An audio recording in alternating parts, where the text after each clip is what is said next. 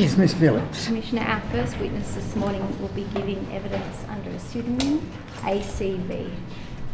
Yes. Do you solemnly and sincerely declare and affirm that the evidence you shall give will be the truth, the whole truth, and nothing but the truth? I do.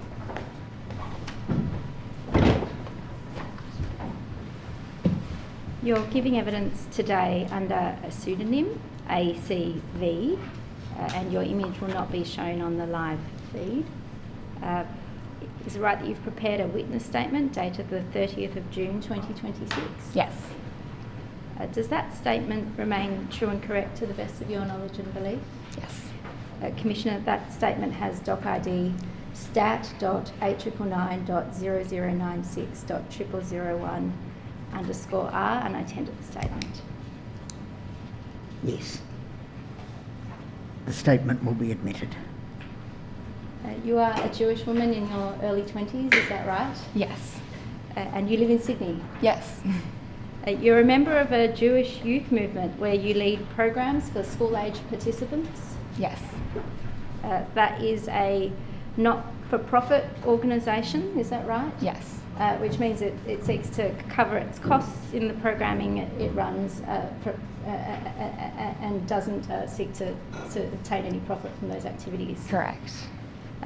You've described in your statement this youth movement as a progressive Jewish youth movement which aims to offer an inclusive and compassionate space for participants to become informed young Jewish adults. Can you tell me what ages are the participants who attend the youth movement typically? We have participants from age 8 to 18, often starting in like year 2, coming to programs throughout the year, and then starting camps in year 3, going all the way until they finish high school. And you've mentioned camps and programs. Can you elaborate on the sorts of activities that the youth movement offers for its participants? Yeah, we run activities. The camps are kind of the main focus points in winter and in summer holidays. And then throughout the year we do programs usually on Sundays where we talk about different holidays, different Jewish themes. We also run activities such as fun days, going on excursions, and just any chance for them to connect with other young Jewish people. And is it right that in addition to some of those social activities and components, there might also be an informal education component in some of the programming? Yeah, all of our programming is aimed at teaching young people about their Jewish identity and their connection to Israel, and allowing them to feel empowered to go out into the world and feel strong and proud in their identity. And can you tell me about the background of some of the participants who come along to the youth movement's programs? Would they typically all come from the one school, for example? No. 2/3 of our youth movement's kids are from secular schools, so majority of them do not come from a background of Jewish education, and many of them come with very limited knowledge and understanding, so we provide them with the very basic understanding of what it means to be Jewish and Jewish history, as well as more kind of nuanced or complex understanding of what it means to be a Jew living in today's climate. And I want to ask you about your own pathway through this youth movement. Is it right that you yourself joined when you were in primary school? Yes, I went on my first camp in 2014 when I was in year 4, and I went very much as I'd heard about it from my cousin who had gone, and we went to have fun, and it was very much a great part of my life growing up. I looked forward to camps and activities very much. I made a lot of friends, and then in around year 10 and 11 I became a junior leader in the movement, where I learnt what it means to be a leader and how to go about making relationships with young people in a safe and supportive way.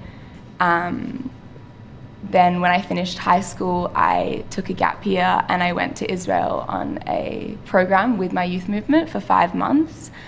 That was very much leadership training, as well as just learning what it is to live in Israel and what it is to experience that firsthand. And I met people from youth movements from all around the world, and it really solidified my personal passion and understanding of how important youth movements are. So then when I came home, I jumped straight in to be a leader in the movement. I've been doing that for 3 years now. I've taken on many different roles, from running the camps to being the treasurer. I'm now the chairperson of the Sydney branch of the movement, and that's my 2026 role. So I spend about 15 to 25 hours on average a week doing duties such as organisational, behind-the-scenes runnings of the movement, meetings, and overall foreseeing how everything is going, doing that on top of part-time work and university, all voluntarily. So all of the contributions that you've just described that you make to the youth movement, that all of those contributions are unpaid? Yes, that right? Unpaid. Why do you choose to do that work? It's a good question. I ask myself often when I'm stressed and tired. I think I get so much back from giving to my community. I've actually just come off the winter camp season, and seeing how much joy and fulfillment the kids get from coming to my youth movement really fills me up and makes me proud of what I do. And I also feel that it's leading me on a path to do great things for my community. And, you know, I know that I'm not a future leader, I'm currently a leader, and I feel really strong in what I do. So it brings me like purpose in my life. You've mentioned that many of the youth participants in the movement's activities come from secular or non-Jewish schools. In your capacity as leader over the last few years for these students, what have you come to understand about the experience that some of them have been having in the schools that they're at? Yeah, we get a lot of kids coming to activities and camps and disclosing a lot of really traumatic experiences at their schools. One instance was on a recent camp. A Year 12 student shared with me that upon receiving her school captaincy, her photograph was photoshopped by her peers to have payot and to have Jew written on it, and it was circulated around the school. The school couldn't do anything about it because they couldn't find where it originated, so they didn't know who to get in trouble. And it really, when she was telling me the story, and she gave me permission to share it today, when she was sharing that with me, she was almost desensitized to it. She couldn't understand that what had happened was anti-Semitic.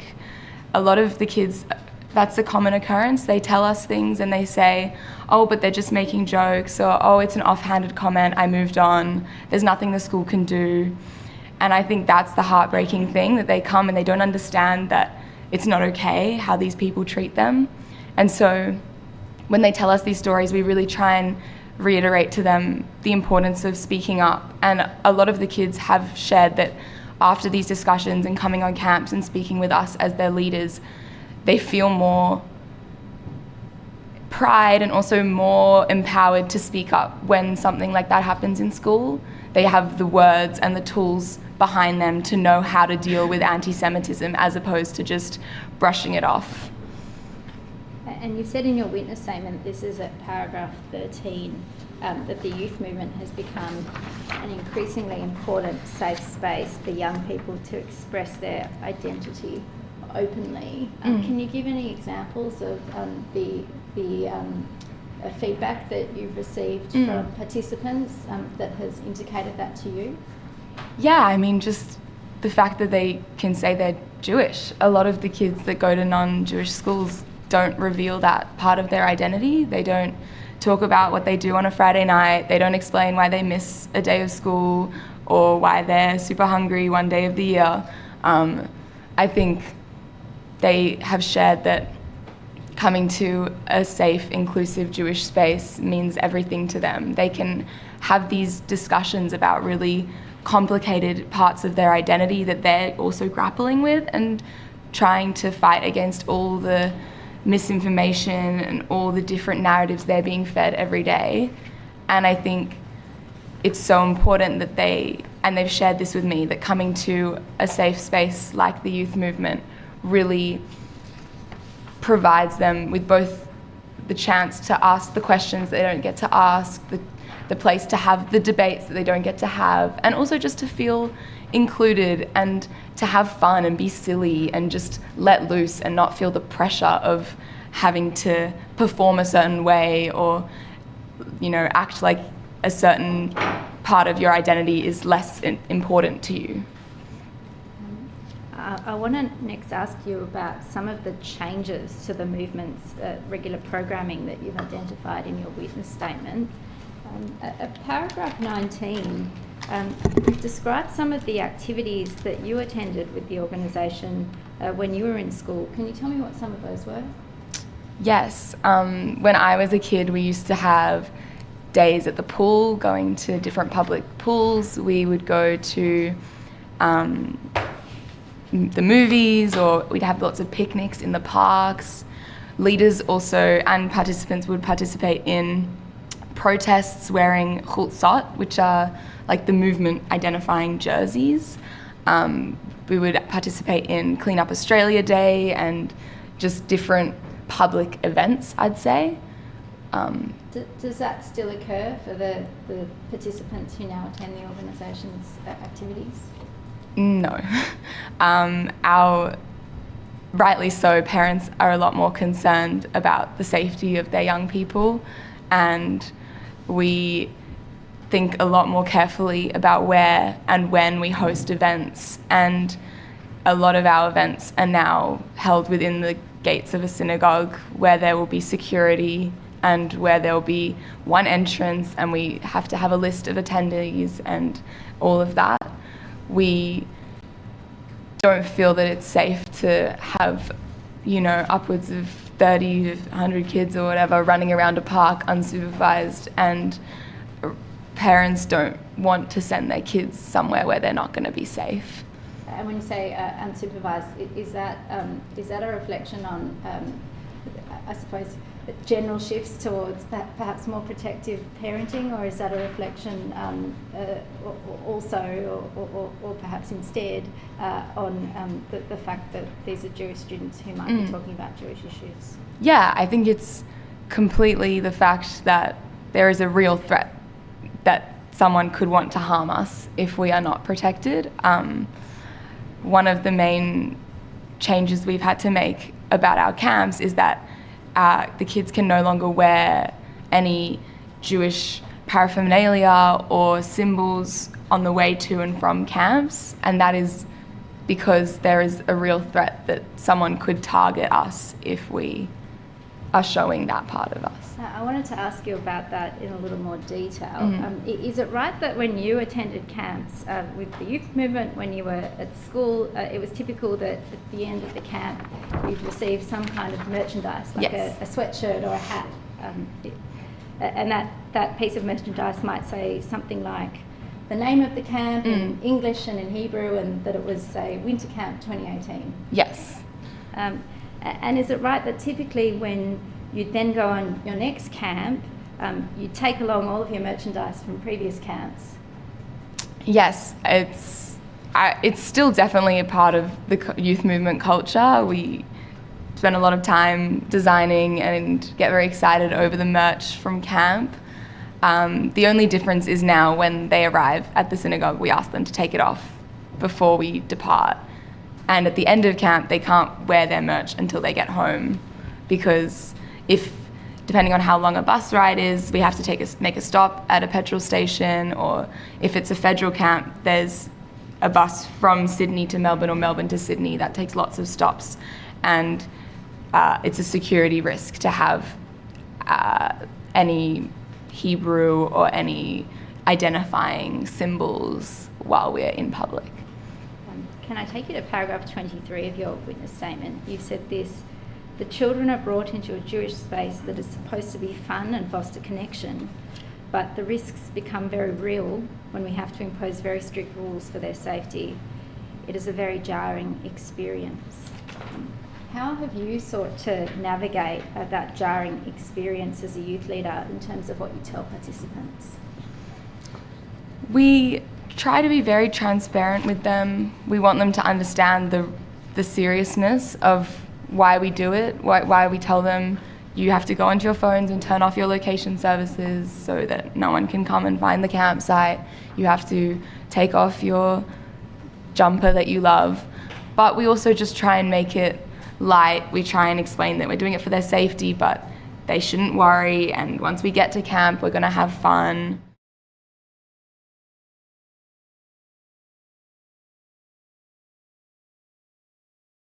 To be quite a fun tradition that in their final camp as a participant, they'd get a day out and they'd go and explore the town or go down to a river. But we don't do that anymore, simply because why would we risk that? So we just explain to them that we're here to have fun, and to have fun, our primary concern is their safety. We haven't had any pushback. Like, all the kids understand that and want to have a fun camp, but also be safe, 100%. Your youth movement had a summer camp scheduled immediately in the aftermath of the Bondi Hanukkah attack, is that right? Yes. Did that camp go ahead? Yes, it did. Can you tell me about some of the engagements you or your peer leaders might have had with parents in the days leading up to it? It was a really difficult time. The leadership at the time, including myself, were trying to plan a camp, which usually December is, our camps run in January, so December is like peak final plannings and getting everything together. Everything kind of went on hold for about a week after December 14th, and then parents started calling, and we started calling families to make sure that they were okay and that everyone in their family was okay, and to discuss camp. A lot of parents were very, very hesitant to send their kids to camp. We had to reassure them a lot about the measures we were taking to ensure their kids' safety, and we set up a lot more communication than we're used to. We usually, in previous years, just have 1 or 2 emails during the camp with some photos and saying kids are having a lovely time, maybe a Shabbat Shalom message on a Friday. But in summer, and we did it again in winter, we have set up a WhatsApp community group with all the parents where we were sending much more frequent updates with reassurance that everything was okay, no one was in trouble, and there were a lot more calls from parents throughout the camp checking in on their kids, because the kids were also extremely worried, some of them not wanting to sleep away from home and not even wanting to sleep, in a different bed from their parents. I'm not going to ask you about the specifics of the security arrangements that you had in place on that summer camp, but I want to ask you this. Had you not had them, do you feel that attendance might have been lower? 100%, yes. And do the changed security arrangements that might have happened in the wake of the Bondi Hanukkah attack in relation to the youth movement's activities, do they have a financial impact on the organisation? The cost of the security is financially very burdensome. We were very lucky in summer to receive a one-off grant through the Executive Council of the Australian Jewry that provided the funding necessary for all 3 of our camps. And again, in winter, we were lucky to receive funding. However, it was very last minute. We only found out in the last week of June, when camp started in the last week of June, about whether that funding was secured. So, and I think you finalised your witness statement on the 30th of June, and in that written statement you said that at that point, by about the 24th of June, there had still been uncertainty as to the source of any funding for security arrangements to be put in place for that camp. Is that right? Yeah, and we very much were confident that whether or not we received funding, security was necessary, and we would find the means. If my organisation couldn't afford it, we would definitely fundraise and make it possible. We would not have had a camp without security. We were very lucky to have the support of the AZYC, the Australasian Zionist Youth Council, which is the umbrella body that we are under, and they were very much reassuring us that they would do whatever they could to make us safe. However, it was very stressful, and it was during exam season for me and my fellow leaders. We were trying to plan this camp. We had to deal with all the forms coming in of the kids' sign-ups, dealing with the medical forms, dealing with eating concerns, and having calls with parents about their kids' normal everyday issues that they deal with. And on top of that, having to have this communication about the organising of the security. It was definitely time-consuming and very stressful. And does that connect to the comment that you've made at paragraph 29 of your witness statement in relation to the burden that arises for the youth movement's leaders when trying to work through security issues? Yes. The youth movement leaders are not security consultants. We are all 18 to 22-year-olds, and while we are all very passionate, we are all very busy, and it was definitely not something that I was prepared to do when I took on this role. I decided to take on the chairperson role in October last year. It was not fathomable to me that I would be sitting here today giving evidence, and it was not security of camps, security guards on camps was not something that I even had ever thought of. It was not something that we considered prior to this year. You've also referred in your witness statement, in addition to the need to make arrangements about physical security, about how the youth movement post-Bondi has had to consider psychological safety. Yes. Can you tell me about that as it relates both to leaders and to the children who are participants? Yeah, it was, as I said before, the leaders were themselves traumatised by what happened on December 14th, and many leaders did not feel equipped to have conversations with kids about it because they themselves were still processing it. It was very raw. It was very, very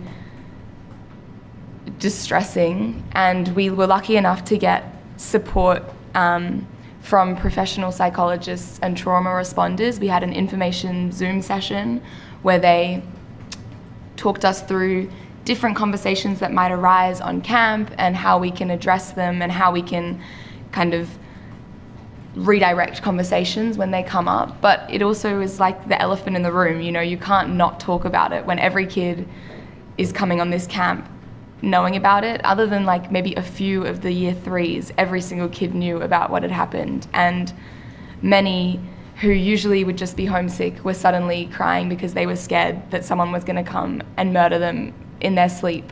It was very, very real, and that was something that was really difficult for us to deal with.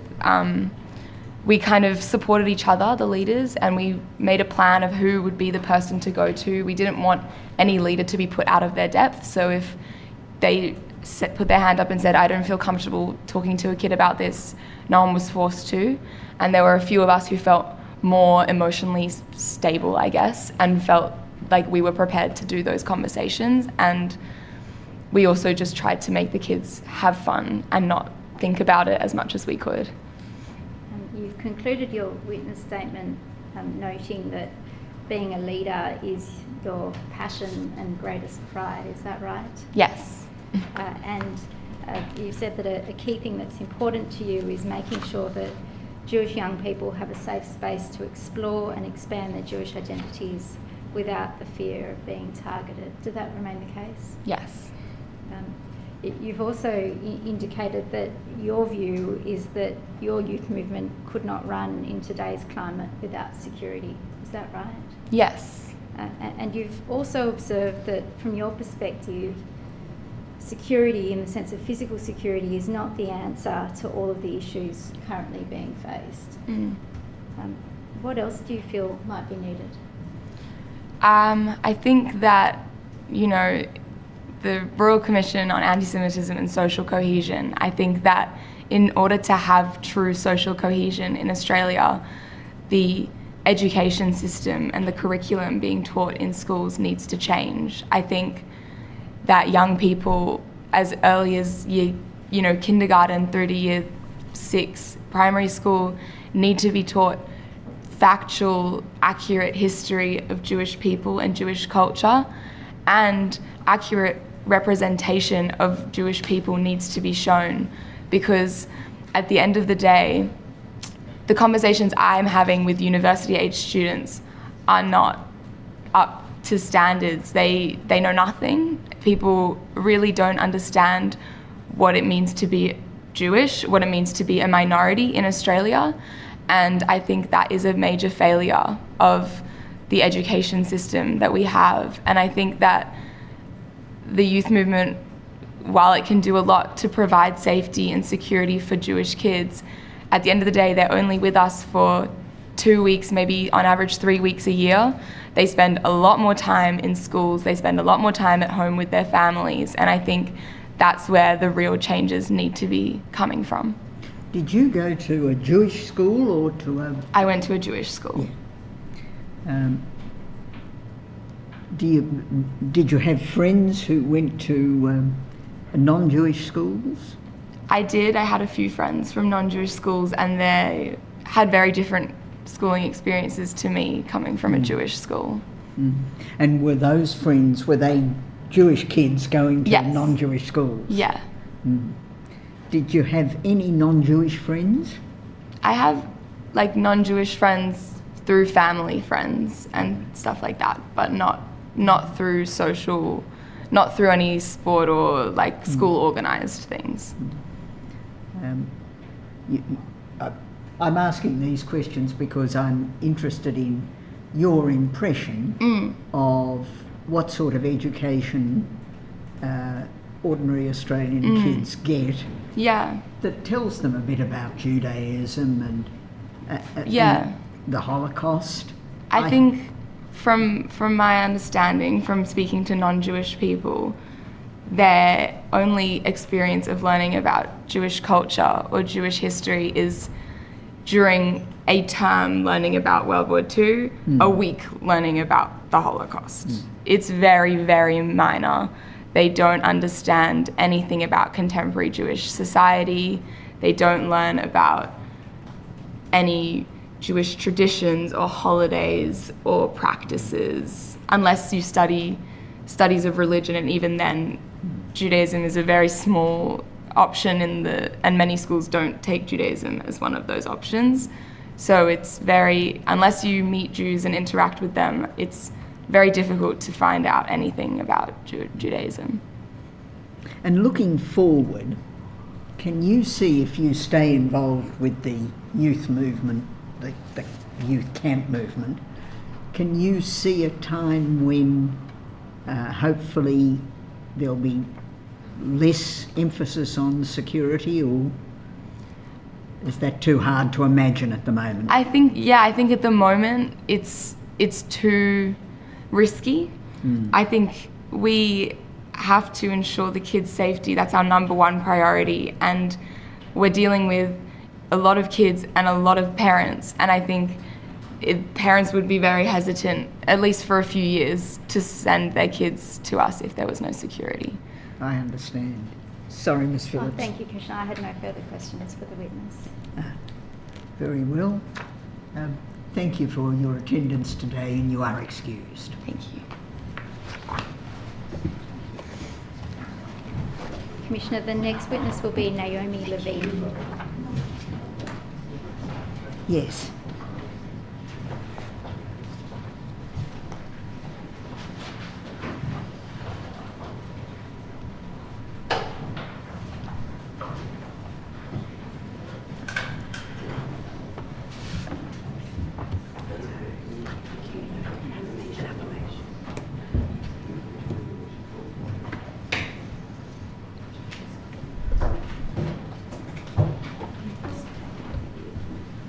Solemnly and sincerely declare and affirm that the evidence you shall give will be the truth, the whole truth, and nothing but the truth. I do.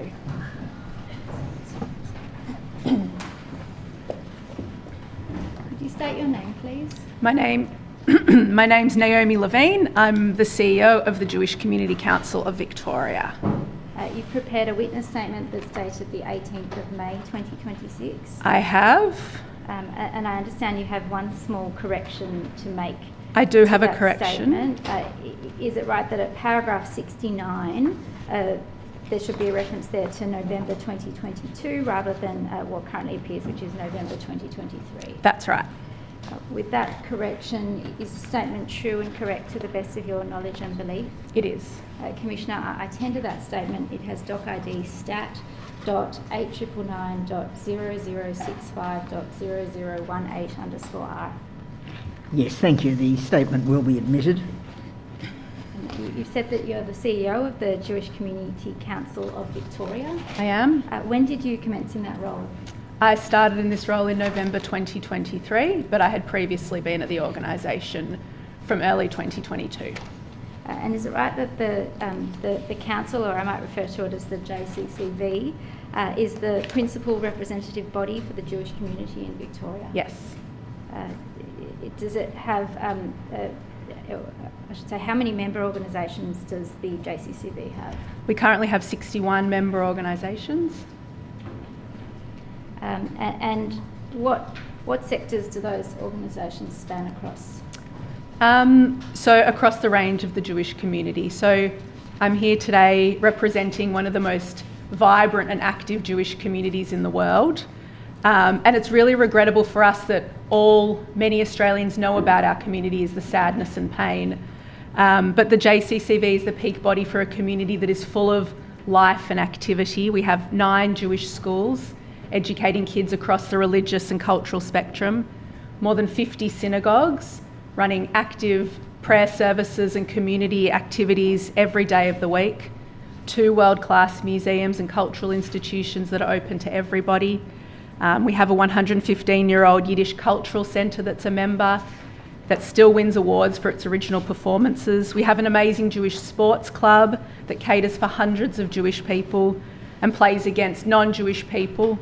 And as a community, we provide care for the most vulnerable people, not just in the Jewish community, but well beyond. One of our organisations has more than 850 volunteers, providing more than 70,000 meals a year across Victoria. So the JCCV is the peak body representing all of these organisations and the people who make up these organisations.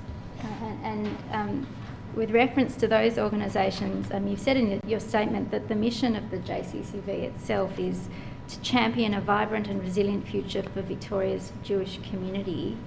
Can you explain how your organisation, like the council, seeks to achieve that mandate through its own work? So we have 4 pillars, and our activity fits into those 4 pillars.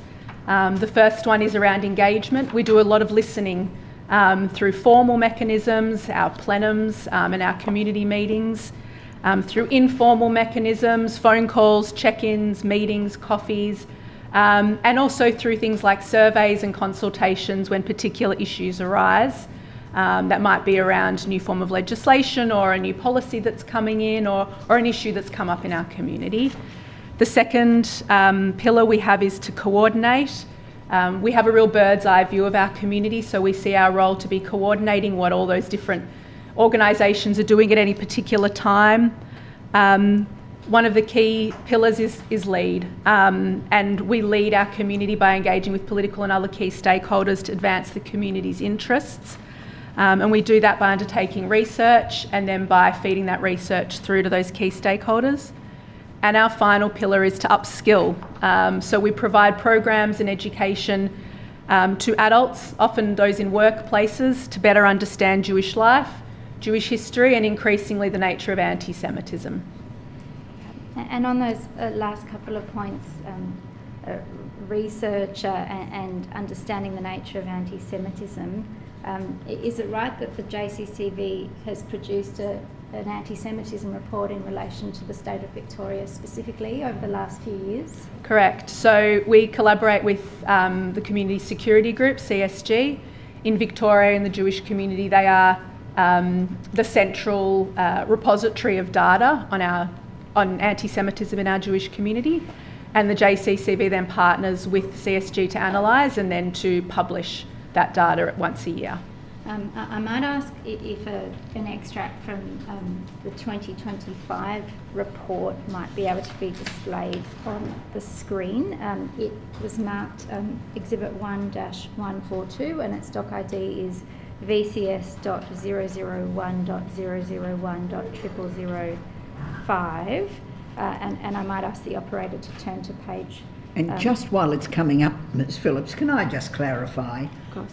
Your reports, which incorporate the CSG's reports on anti-Semitic incidents, all of those are then fed into the Executive Council of Australian Juries annual reports, is that right? Correct. So the reason we started to do a state report was because we were getting requests from state-based organisations that they wanted the aggregated data, but it is all fed into ECAJ's report. Thank you.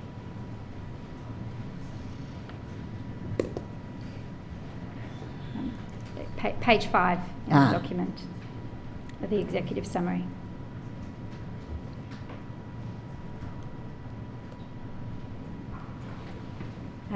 This is the executive summary page for the data in that report. What were the number, to your understanding, of anti-Semitic incidents reported in Victoria over the year of 2025? So in 2025, there were a total of 564 incidents reported to CSG in Victoria. And I note that this is the highest number ever documented in a single year in Victoria. And over the last few years, you've said that you started your current CEO role in November of 2023, but that you were at the JCCV before that. Are you able to comment on your observation as to general trends in anti-Semitic incidents occurring in Victoria before the 7th of October 2023 and since then? So regrettably, the trend was for increasing reports of anti-Semitism even before October 2023. Things were not looking to be in a particularly positive direction, but that trend was significantly exacerbated, and you can see that on that page that's up in front of us in October 2023. Thank you. I can take that off the screen, operator. Now, is it right that the JCCV currently and for the last number of years has operated separately to the CSG in Victoria? Yes. And as a result, the JCCV itself wouldn't typically be briefed on the operational security arrangements for, say, individual sites or individual organisations within the state? No. Is it right that the JCCV is more concerned with broader engagement and advocacy on behalf of the Jewish community in Victoria, including in relation to security matters? Correct, and I think the easy way to describe that, and how I often describe it, is that CSG is responsible for the operational arm of security in our community, and the JCCV takes care of the policy side. And at paragraph 23 of your witness statement, you said that it is the JCCV's assessment that individuals and Jewish organisations since the 7th of October 2023 and their communications with the JCCV have been dominated by concerns about protective security. Yes. Can you give an overview of how some of those concerns have been communicated, whether to you personally or to your organisation more broadly? Certainly. So, as I mentioned earlier, the JCCV has a range of ways that we consult with our community. One of those is through formal meetings that we convene about 6 or 7 times a year, and since October 2023, the topics of those meetings have become dominated by security. And what happens typically at one of those meetings is we would have between, say, 30 and 100 often leaders of our community, presidents or board members from our member organisations, or very active participants in the community attending. And during those meetings, what will come up is concerns that they have, questions, queries, and for the past 2.5, nearly 3 years, those questions and queries have absolutely been dominated by the topic of security in a variety of ways. So for some of the organisations, it's the security of their own premises. For others, it's the ability of their members to actively participate in life beyond the Jewish community in a safe way. And in other experiences, it's around holding events or where we can safely hold events and how we can get the funding to be able to provide safety at activities and events. So there's a lot of conversations that are happening around security. And you spoke earlier about the range of activities that JCCV constituents are involved in, education, places of worship and cultural centres and the like. The concerns about security that you've just described being communicated, do you have an understanding about how they have intersected with what I might call the core work that the JCCV constituent organisations are really set up to do? Look, I can't speak to the exact experiences, but I can tell you from the JCCV's point of view, I would say before October 2023, our work was divided into maybe 20% of our time spent on issues related to anti-Semitism and security, and 80% related to all sorts of other issues that came up in a culturally diverse community here in Australia. Post October 2023, there has been an exact flip. I would say 80% of our time is now spent discussing anti-Semitism or grappling with how to keep our community safe, and we try and cram a lot of activity into that last 20% so that we can continue to pursue the things that are really important to our community but don't include security. And in connection with JCCV's own building premises, I won't ask you about the specific security arrangements that are in place there, but has there been any alteration in them after the 7th of October 2023? Yeah, so the JCCV is located in what's called the Beth Wiseman Jewish Community Centre, which is a fantastic community asset that we have as a Jewish community. It's an office building, but also a community centre that is tenanted by a range of Jewish not-for-profits. It's a little bit like, I think of it a bit like a kibbutz, in Israel, where we all work separately, but we're all working towards the same goal. Different organisations, but we all, share the same spaces and, kitchens, and are all working for the betterment of our community. So we have Jewish education facilities in there, charities are located in there, our student organisation is based there, and we all work together. Now, when I was growing up, I grew up here in Melbourne, there was a cafe at the bottom of that building. There was no locked gates or guards or fences. People could just come in and out like you would expect of a community centre. These days there is a very robust security arrangements that have been put in place on that building. And it's not for no reason. There have been times that I have been at work in my office and we have either been locked down because there was an active incident, we've been asked to leave the premises because the building needs to shut because there were demonstrations within 100 metres of the building and it was not safe for us to be there. And what I find before every meeting I have, and Commissioner, you'd understand I have a lot of meetings in my role, people come to the building from outside the Jewish community and the first 5 minutes is always spent with them commenting on the security arrangements to get into our office. It's unprecedented for a community organisation to be sitting behind the level of security that we do. But I have seen in my years at the organisation that it's entirely necessary, regrettably. Can I take you to paragraph 13 of your witness statement?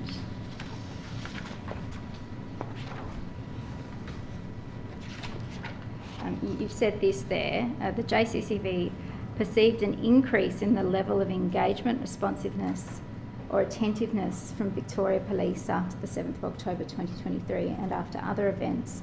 Despite this increase, the consistent feedback to the JCCV from within the Jewish community was that police engagement was not sufficient to create a sense of safety. Now, I want to ask you in turn about some different aspects that emerge from that paragraph. First of all, can I ask you to comment on how you, within your leadership role, have perceived the increased level of engagement, responsiveness or attentive from Victoria Police, particularly in the period after 7th of October 2023? So prior to October 7, 2023, the JCCV had engagement with Victoria Police.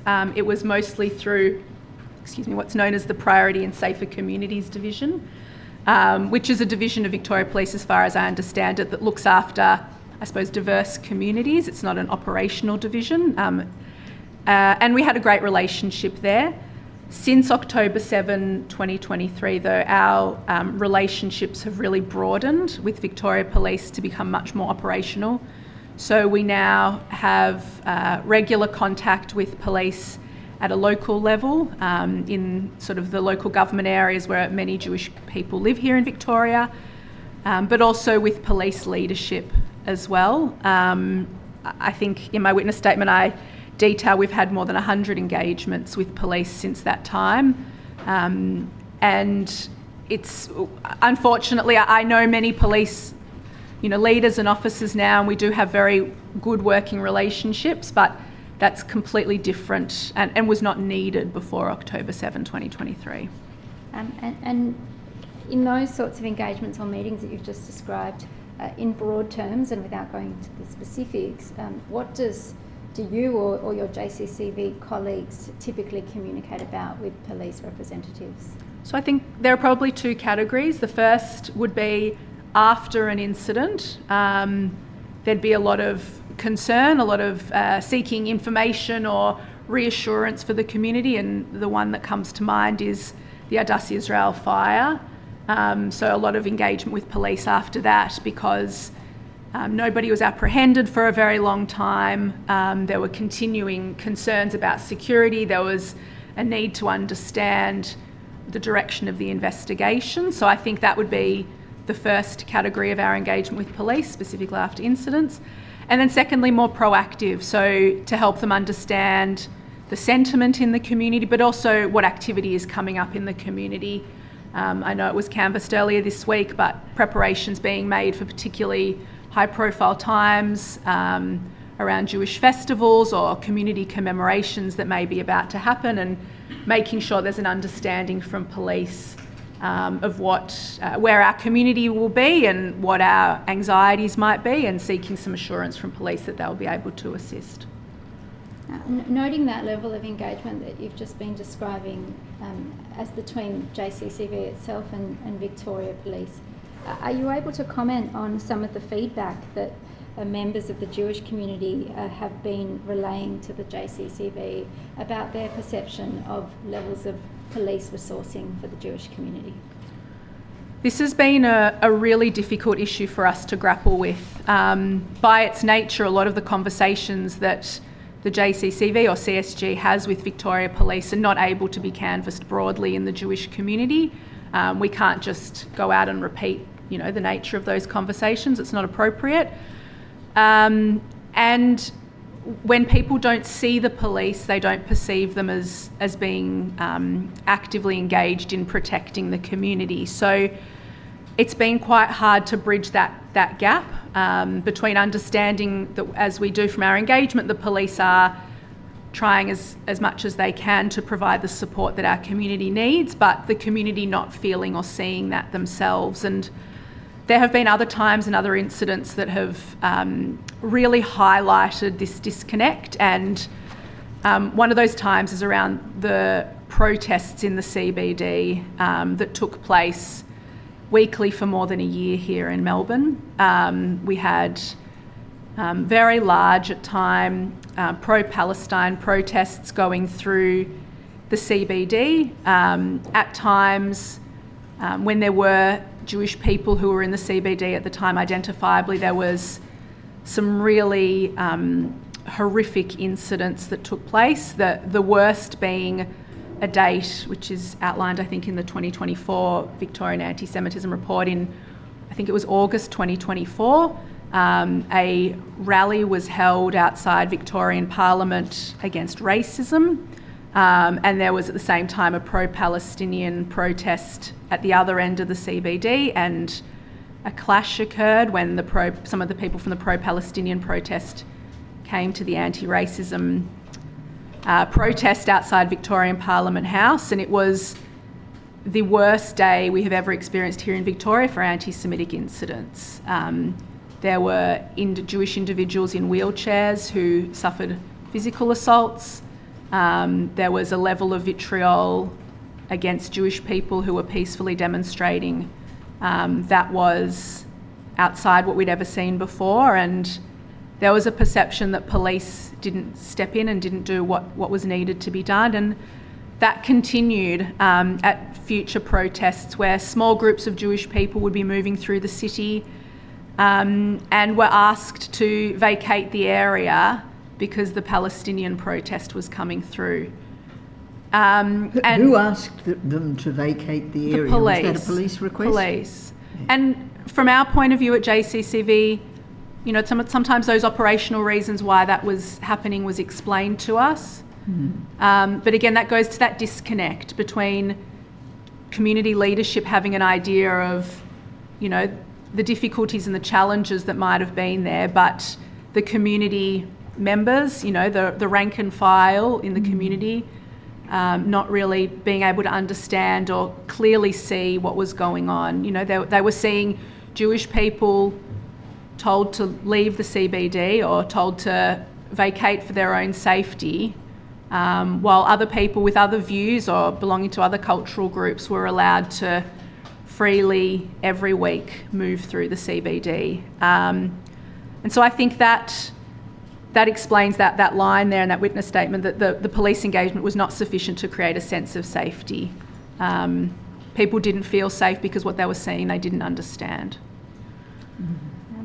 I think you might have said that protest that you were just referring to was in August of 2024, is that right? That's my recollection. In that month, ASIO, Australia's Security Intelligence Agency, raised the terrorist threat level in Australia to probable.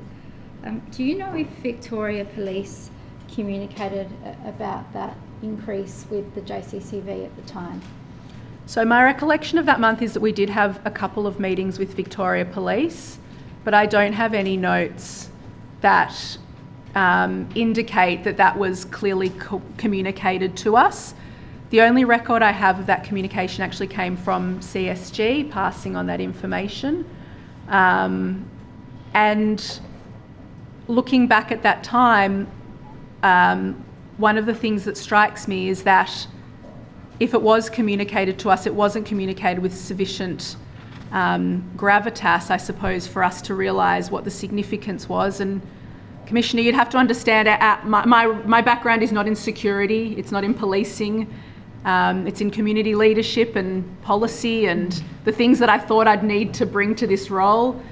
So if it was communicated, and I don't have any record of it being communicated, we weren't sure what to do with that information, which I look back and I really feel a lot of regret about that. At paragraph 18 of your witness statement, you've remarked on the assurance or the reassurance that might be able to be generated by police having a visible presence within the Jewish community. Are you able to comment on that? So I reflect, and I think this question was asked of a witness earlier this week, around the police presence at a community festival earlier this year, the first large community festival that had taken place after the Hanukkah attack at Bondi. And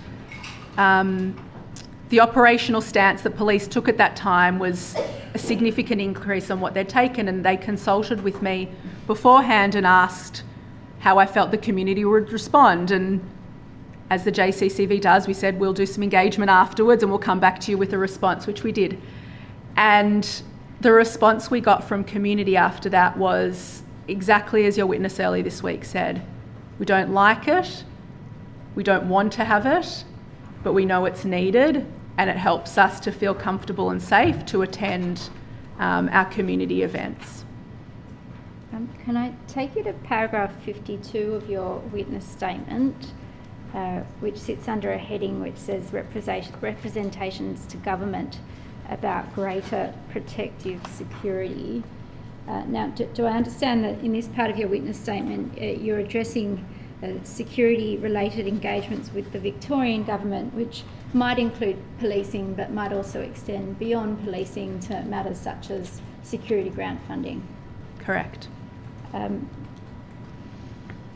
you tell me about some of the matters that were raised in some of those government engagements that the JCCV has had post the 7th of October 2023 and what the focus of some of those engagements has been from JCCV's perspective? So, as you can see from the witness statement, we've had very consistent engagement with government. I note also in that list there are some Commonwealth government representatives, local MPs and those sorts of things as well. So state and federal government as well as police around community security. There are a couple of things that we've requested. At no time have we requested a dollar figure. We perceive that as being a role for CSG to play. They're the ones who have that sense of what the operational needs are. But our concerns have been around sort of the structural funding of the community. And the way I characterise that is that funding needs to be consistent. Over the past few years, what we've seen is very ad hoc funding. So after an incident, there's an injection of funds, but it all has to be spent in a pretty short space of time, or as you've heard from other witnesses, it can't be spent on particular needs. It has to be directed into one area. The funding hasn't been collaborative, so at different points in time, more dependent on the election cycle than the needs. Either the Commonwealth or the state government has provided funding, and sometimes what happens is that you're left with, I suppose what you'd call a large portion of funding that all needs to be spent within a 12-month period, and then potentially nothing for the following 12-month period, which means that you have no opportunity to sort of plan or schedule any sort of activity. And then the other point that we've made is that we need that funding to be offered on a multi-year basis. You know, if you engage security guards, or if you're putting in capital infrastructure that's going to require ongoing maintenance or ongoing support, you need to be assured that at the end of that 12-month period, the funding isn't going to just disappear, and that, you know, that infrastructure is going to become obsolete, or those guards that you've spent a year training and them getting to know the community won't just, be suddenly redundant because you don't have any funding. So those are the points that we've really tried to make on behalf of our member organisations, that it's not just the quantity or the dollar amount of funding that's important, but it's also the way in which it's delivered. The other point I'd make at this point is security for us is not just that physical security, it's also about creating, and I know this word was used a lot in last week's hearing block, that psychosocial security environment. And I think that's an area that hasn't been focused on as much in some of the funding, is how do we create an environment across the community where Jewish people can actively participate. And that's not just about putting a guard on the front door, but it's about creating environments where Jewish people feel welcome, feel that they belong. And I would say specifically in arts and cultural events, there's a long way to go with that. So I think that there is a role for government to play in creating that psychosocial security beyond just an injection of funds for a fence and a guard. And in relation to funding, it's the case that there has been grants that have been provided both by, you said, the Victorian government and by the federal government in the last few years. In relation to the Victorian budget for May that was released in May of this year, do you understand whether it contains within it provisions for ongoing or sustained funding for Jewish communal security in Victoria? So the first thing I just want to say is how grateful we are that we have been supported by the Victorian government. And I don't just want to say the Victorian government, but it's the Victorian opposition as well, who has always offered bipartisan support for this security funding, and we're incredibly grateful. The most recent budget, as far as I'm aware, did not have provisions for funding for protective security for the Jewish community. There was a small amount of funding available for combating anti-Semitism, Islamophobia and racism more broadly, but as far as I'm aware, not for security. And you've said at paragraph 64 of your statement in relation to Commonwealth funding that in respect of a federal government grant that was made following the Bondi Hanukkah attack, that this is the first time to our knowledge that there has been an ongoing commitment to support protective security for the Jewish community from any level of government. Can you explain what you mean there by the concept of an ongoing commitment? My understanding is that funding's been provided for 3 years. So what it allows our community to do is to have a sense of what's going to be available. We can do some planning, but also I'm not involved in awarding any of those grants. That's not an area that I have anything to do with, but I would imagine for those who are, they can look at grants over that period of time and look at what organisations need, what level of funding, knowing that there is consistent support coming for the next few years. Another matter related to funding that you've drawn attention to in your witness statement are grants that contain requirements for matched funding. Can you explain what you mean by matched funding and what if any issues might arise from grants with those conditions? Yes, so previous rounds of funding, not current ones, there's been a requirement for organisations to provide matched funding. And what that means is if an organisation is applying, say, for the construction of a fence, and the fence is going to cost $40,000, they're required to spend $20,000, and then the government, if it approves the grant, will pitch in the other $20,000. And what that left was organisations, particularly smaller organisations, unable to upgrade security because they couldn't raise the money required for that matched funding. The example I think of is a small synagogue located on a busy main road outside of sort of what I call the traditional Jewish suburbs of Melbourne. And they'd missed multiple grants, as they told me, because they just didn't have the congregation, they didn't have the fundraising capacity to be able to match that funding. And for me, the idea that because you're a small synagogue, trying to support your small community, that you're not seen as worthy of funding in a way that a bigger organisation might be, I think is incredibly inequitable. And I reflect on where we have had security, significant security issues in the Jewish community in Victoria here in recent years, and it tends to be the most vulnerable locations that end up with facing the worst type of attacks. And we can't have a system where organisations are being left alone and being left unsecured just because they don't have the budgets to match funding. Can I take you to paragraph 60 of your witness statement?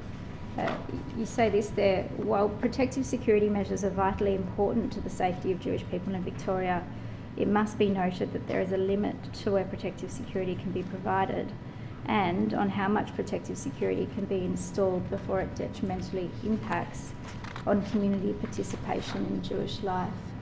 I might ask you to comment on two of the points that come out of that paragraph, so the limits of protective security and then the potential detriments that security itself might have.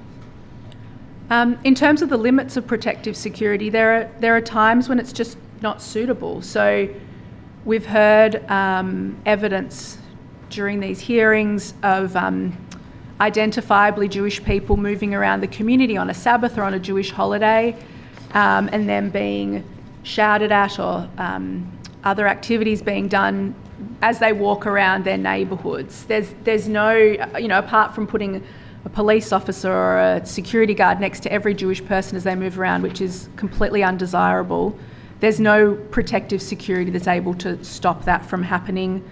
I know, Jewish students travelling to and from school on public transport, which is absolutely what every Australian school kid does.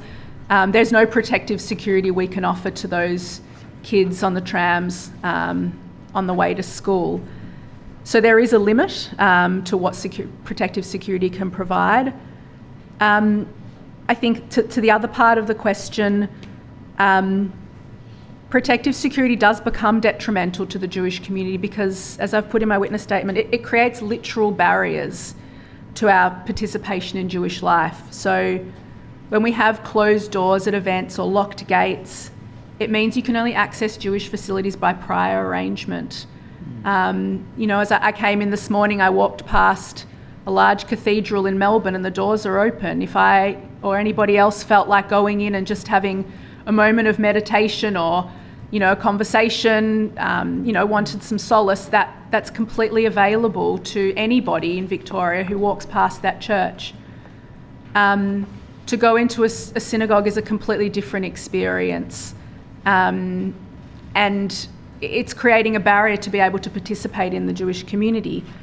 I'd also note that we're creating unwelcome facades on our Jewish community facilities. It's really unpleasant to me that when I have a visitor to our office, I can't greet them with a beautiful, welcoming entrance. They're greeted with fences and guards. I think it creates an impression of our community that couldn't be further from the truth, that we want to be closed or locked in, where Jewish people, are hospitable, welcoming, interested, engaging people, but we're sitting behind doors that are closed to the rest of the community, and that's highly problematic. The final point I'd make on this is, again, it's been reflected by other witnesses, is that visitors to Jewish community facilities are discouraged from gathering outside to chat or to meet up. When a synagogue service finishes, we're directed to leave immediately and, start walking away, not to gather and to disperse. When Jewish community events finish, the same thing, head to your cars quickly, don't loiter. This limits the opportunities we have to build social ties. That's the best conversations happen at the end of an event when you're discussing how wonderful it was, or catching up with somebody you haven't seen since you're at school, and getting back in touch with them. And we're losing the opportunity to have those informal opportunities to build those social ties, to put it in a pretty academic way, and it will ultimately weaken the fabric of our community. You addressed a little earlier some of the funding that's been provided, particularly by the Victorian government, to address anti-Semitism in addition to Islamophobia, and you've commented on that in your witness statement at paragraph 69, and at 70 you refer to parts of the funding agreement for that funding, which says that the funds specified in this agreement are to support evidence-based activities that combat anti-Semitism and strengthen the resilience of the Victorian Jewish community. Are you able to outline some of the activities or initiatives on which that grant funding directed to combating anti-Semitism and building resilience might have been expended? Yeah, so this funding was provided to the Jewish community in 2022, so it predated the current situation. And the funding has been distributed three ways. A third of it's gone to the JCCV, and the main activities that we've been able to build as a result of this funding have been building an evidence base of anti-Semitism, so as you referred to before, the Victorian Anti-Semitism report. And there have been a number of other reports we've produced within the Victorian Jewish community as a result of that funding. So one of them canvassed the Jewish community's thoughts on the IRA definition of anti-Semitism. So we were constantly being asked, as no doubt you're aware, whether that was the best definition to be using. And so what we did was we undertook some research in the community to ask Jewish people in Victoria which definition they wanted to use. Ultimately, this is about the Jewish community and we should be using the definition the Jewish community wanted. So we published that. Were they happy with the IRA definition? I was going to say that it's not a spoiler because the report has been published, but they wholeheartedly were happy with it. And interestingly, it was a nuanced response. It wasn't that the IRA definition was perfect, but it was that it was the best definition available.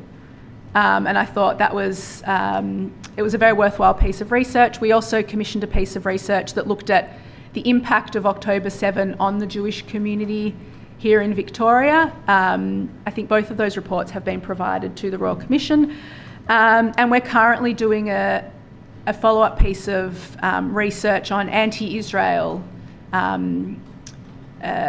incidents that are taking place. So those incidents that are reported to CSG that don't meet the criteria of anti-Semitism, but that nevertheless are having an impact on our community. And we've had a lot of interest for us to be able to provide some research around that. So that's, we've received funding from the Victorian government for that work. We've also done a lot of work around prevention. I mentioned that before, around that upskill pillar. We run Jewish immersion programs, we call them, which are the highlight of my week when I get to go to them. We sit with a group of non-Jewish people from a workplace. We listen to where they're from. We learn a little bit about them. And then we tell them a little bit about the Jewish community. It's a very conversational program. It gives them an opportunity to ask whatever pressing matters have been on their mind. It will surprise no one that Zionism often comes up as a question, and we have an opportunity to just understand what they think about it, for them to hear about what the Jewish community thinks about it. And the evaluations we run after that indicate that those conversations are incredibly well valued by those who participate in them, and they go away with a much more nuanced understanding of the Jewish community. And the third program we've been using that funding for is around building capacity in our community, and specifically in the JCCV. So to help us provide the ability to build up some resilience, particularly among our young people, but also to have the capacity within our own organisation to address this time and to be able to lead our community through this time, provide the information that's required, answer the questions that people have. So that funding has been invaluable to our organisation. You started with the JCCV about 4.5 years ago, is that right? Yeah. Can you describe the role, as you saw it when you started, of the JCCV in interfaith communal work?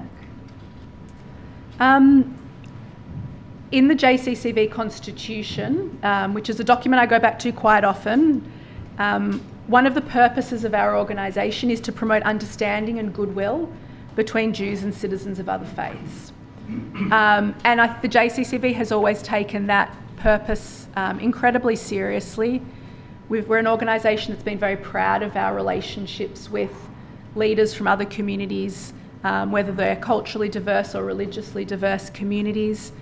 For many years, we've hosted events, gatherings, dinners, lunches, meetings, to get to know our fellow Victorians, regardless of their background or the language they speak at home or the faith that they practice, and for them to have a deeper understanding of who we are.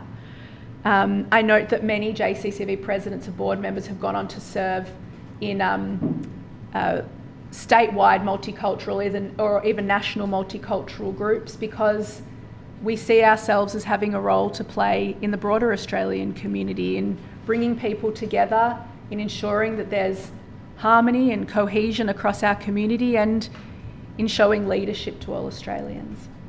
And following the 7th of October 2023, have you observed any change or shift in the kinds of interfaith engagements that JCCV participates in? There has been a significant shift, and I would put that in two ways.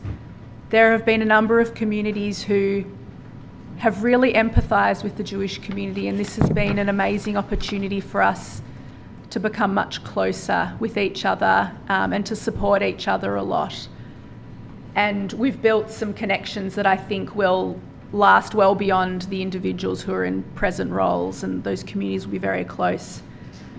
But it's also been a time of real difficulty in interfaith engagements. I don't even know where to start and how to characterise that, to be honest. Perhaps if I'll just ask it in this way, Yeah. for some of the communities who might have had closer engagements with the JCCV in the past, have you sensed a chilling in some of that engagement following the 7th of October 2023? Yes, we absolutely have. And given we're now nearly 3 years on from October 2023, it's deeply regrettable that those relationships don't even appear to be on the path towards being rebuilt. Thank you for your evidence today. The focus has been very much on security today, but can I just ask a couple of questions more generally? Does Judaism have an emphasis on charitable giving? I think all religions have an emphasis on charitable giving, but certainly we see our role as Jewish people to make the world a better place. So it's part of our everyday life. And that is true, is it, whether you are a particularly observant, religiously inclined member of the Jewish community or whether you're secular?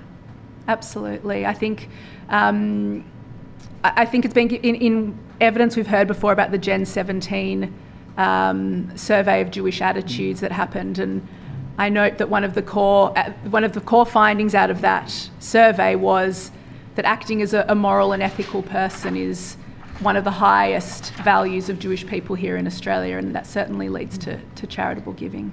At the very beginning of your evidence, you mentioned 70,000 meals being provided. I take it that's through Kosher Meals on Wheels. It's actually through an organisation called C-Care. Kosher Meals on Wheels probably provides, in addition, that 70,000 just comes from one organisation. Kosher Meals on Wheels would provide even more on top of that.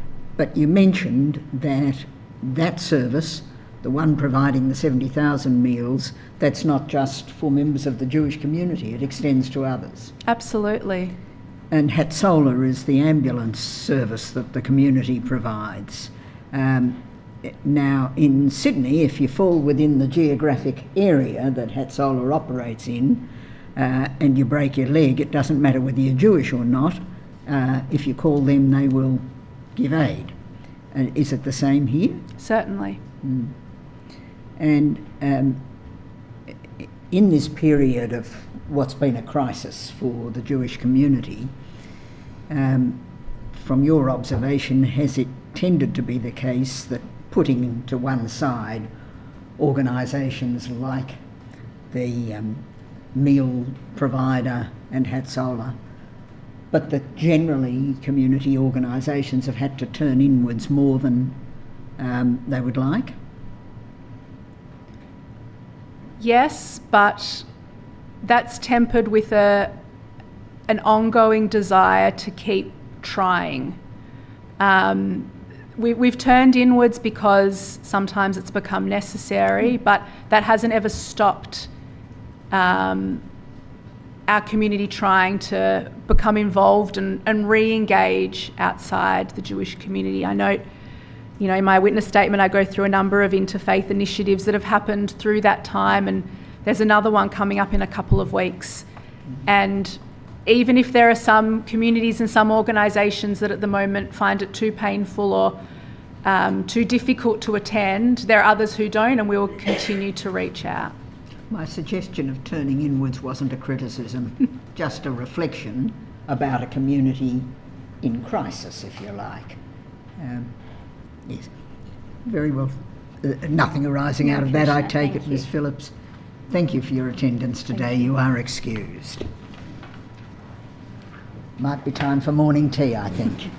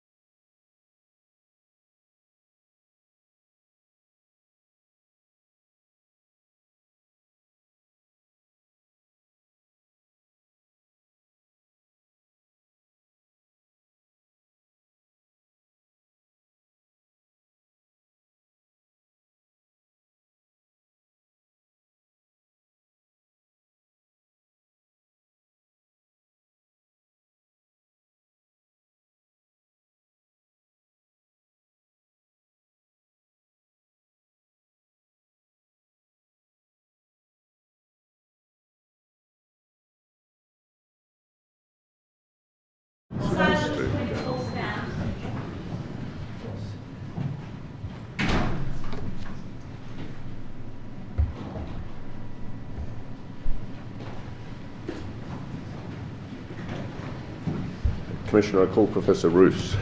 Yes.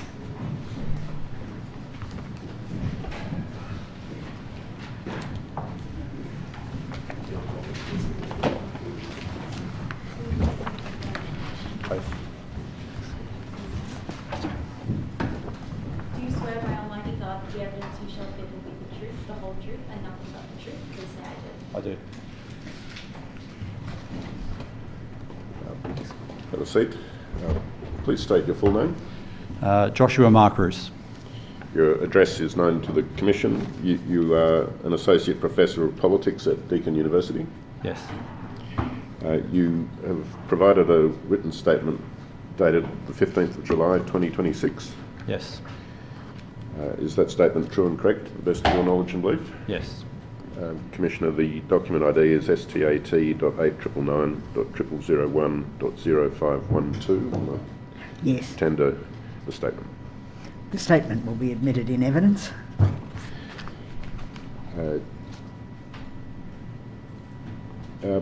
Professor Roose, you hold a PhD in political science, Yes.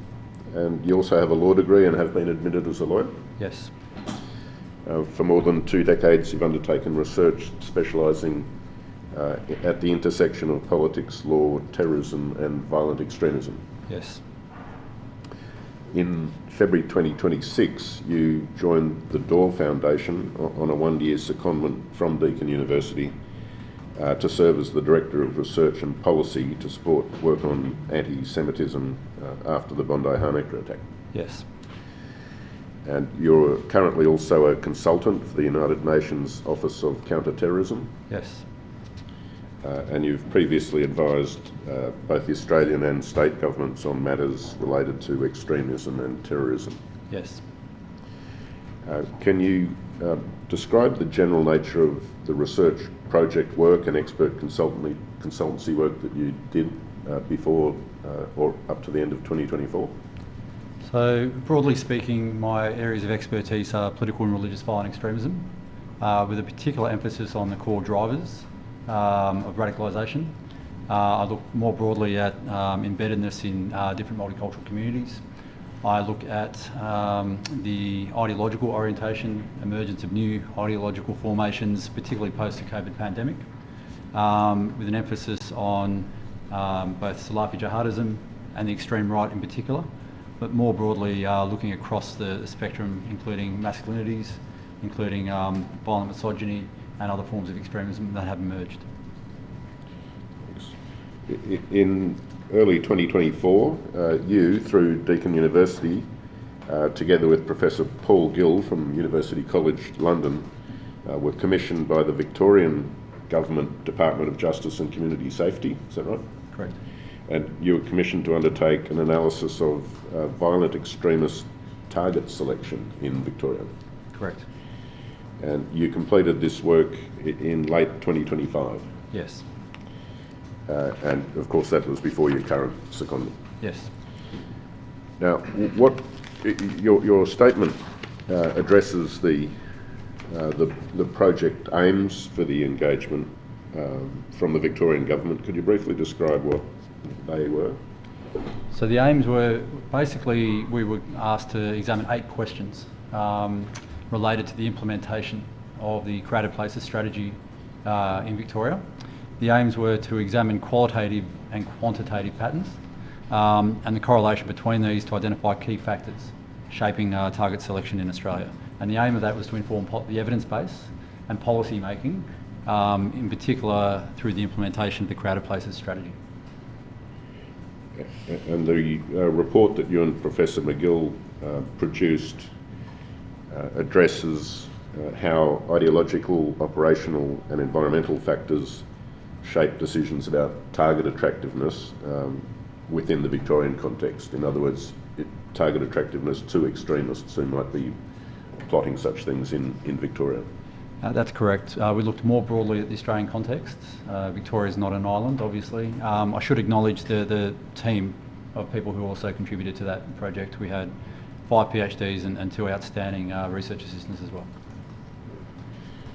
Now, the target selection report was delivered in November 2025. Yes. Commissioner, I tender the report and its appendices. Can I just, for the record, their document IDs are DOF.0001.001.0031 for the report, and for the appendices, DOF.0001.001.0032. Yes, the report and appendices will be the one exhibit. Can I take you through the particular questions that the target selection report addressed, please, Professor Roose? It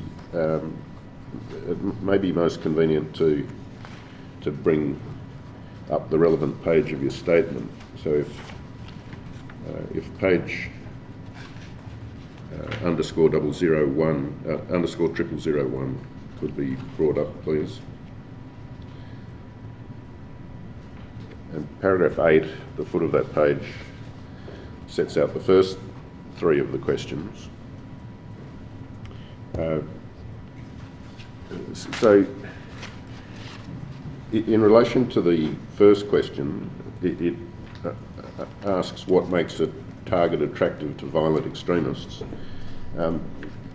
What meaning did you attribute to that term for the purpose of your research and reporting?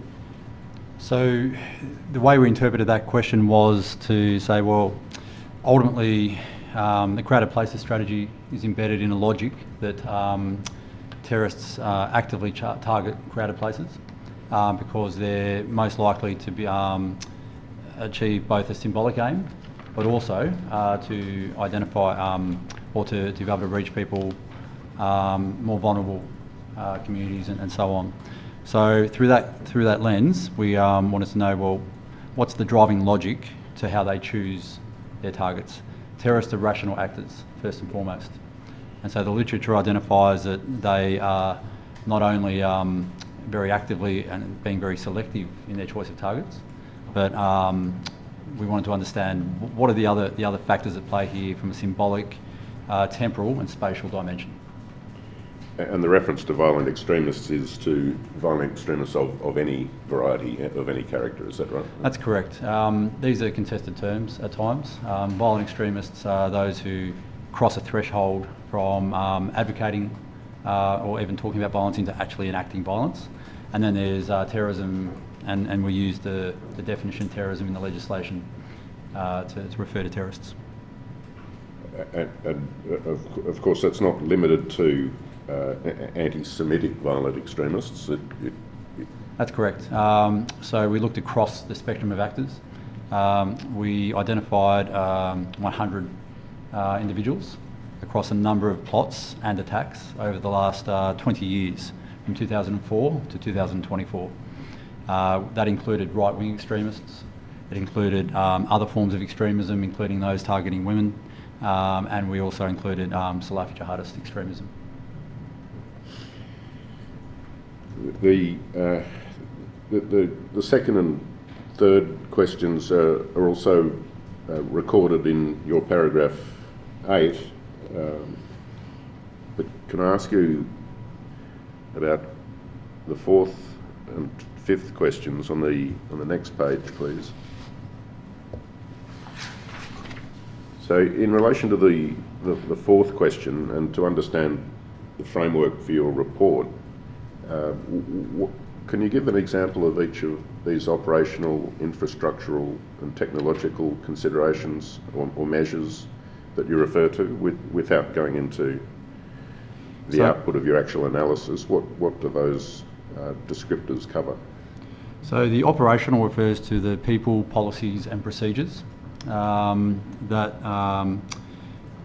government and that other actors can put in place to deter attacks. The infrastructure refers to design. It refers to, for example, the hardening, the physical hardening of a site, but it could also refer to different layers of different dimensions of layered security, which is outlined in the report. The technological refers to, for example, the use of technology in hostile reconnaissance. It also refers to the use of technology in carrying out terror attacks, including new forms, drones, AI and so on. Thank you.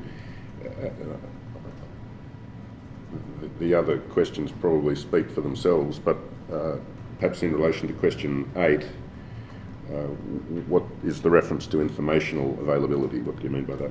So informational availability refers to the broader array of information that's accessible to violent extremists and terrorists in choosing their targets. We live obviously in an online interconnected world where people can access a lot of material about a potential site just by getting online and researching that site. And so to that extent, we were interested in how that might shape the decision making. Thank you. And could I ask the operator now to highlight paragraph 9 on the next page? You refer to the report employing an analysis that involves interdisciplinary mixed method research design, and you've described that involves a quantitative analysis, and you've referred to the past attacks. Those attacks were Australia-wide, were they, or were they Victoria?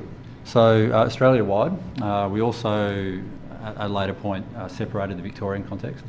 I should note we also had a bit of a methodological debate about the inclusion of the Christchurch terror attack, which was carried out by an Australian targeting a mosque, and we included that because it's been so influential in shaping the Australian domain, particularly on the extreme right.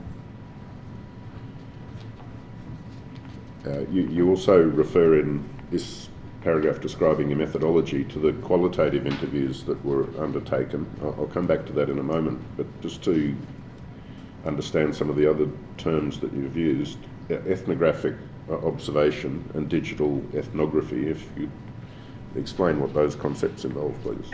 So digital ethnography is a relatively, in the history of research, a relatively recent term. It involves going into online forums and examining and observing, and effectively not participating actively, but just observing and lurking and looking at what people are saying and doing and how that's shaping discourse. We did a fair bit of that to look at, in particular, more extreme forums where people were sharing not only hate-filled views, but also talking about specific targeting of different communities. We also then, terrorism is a really complex phenomenon, and it's not something that can be reduced to just paper. You have to go out and look at the sites that have been previously targeted. So once we actually did the interviews and we spoke to operators of key sites, I also actually went out and just sat in these locations and observed, just to let that infuse and shape my thinking and analysis at a deeper level. So that's the ethnographic component that we employed. Thank you. And then the reference to ideological mapping, could you describe what that involves? So ideologies are systems of thought that shape how people interpret the world. And so what we wanted to do was look at, particularly in the online domains, what people were saying and doing and how we could categorise those ideologies. There's no perfect method for categorising an ideological orientation, but what we did do was look at their core themes and patterns. We looked at the wider doctrinal base from which they were operating, and then when it came to mapping, we also looked at who their enemies were, and critically here, where there were convergences between different ideologies in terms of their ideal end state and who they were targeting. And do we take it that the linguistic and discourse analysis that you referred to similarly involves primarily an analysis of online content? Correct. That ties directly into the online. Yep. And then the temporal and spatial analysis, what's involved with that?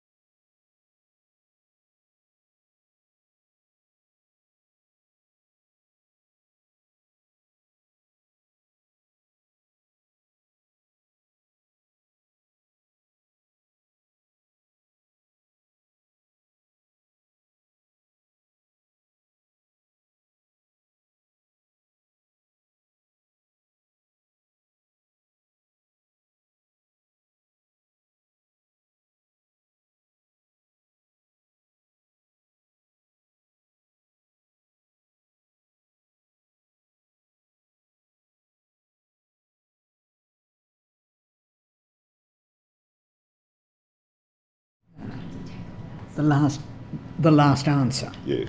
Yes. Yes. Very well. I will make a direction that the witness's last answer not be the subject of publication. Thank you, Commissioner. The final sentence in your paragraph 9, Dr. Roose, refers to two aspects of the research team's examination. One is of motivational factors that make a target meaningful, and the other are operational factors that make a target, make an attack feasible.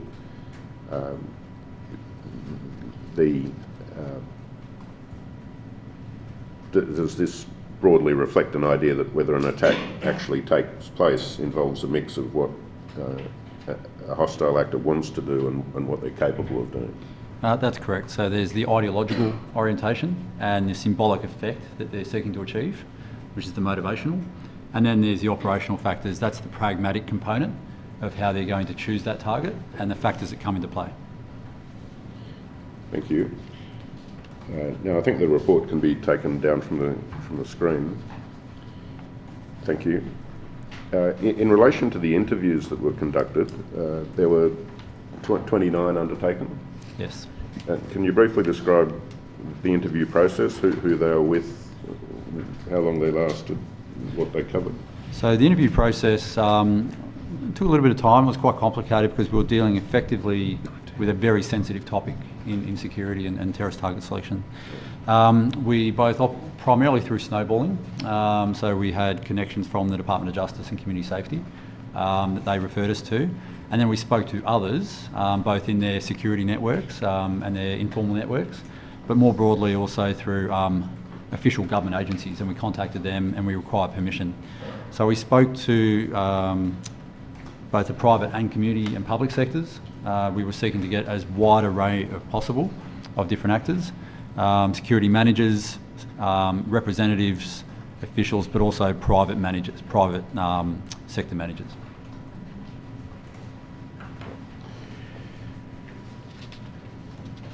And you and the other research participants were involved in these interviews jointly?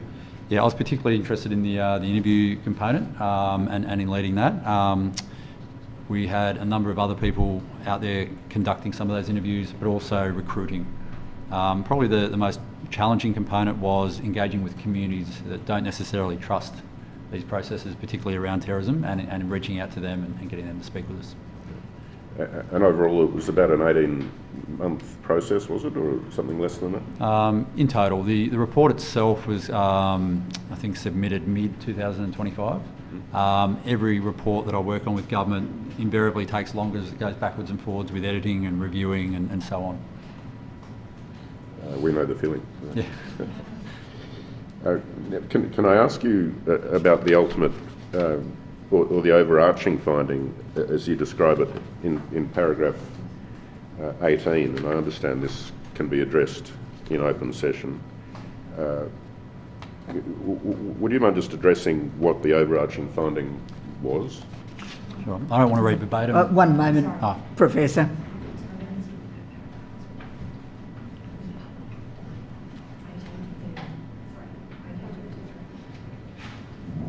I think there's a more recent position. Will you pardon me for a moment, Commissioner? By all means.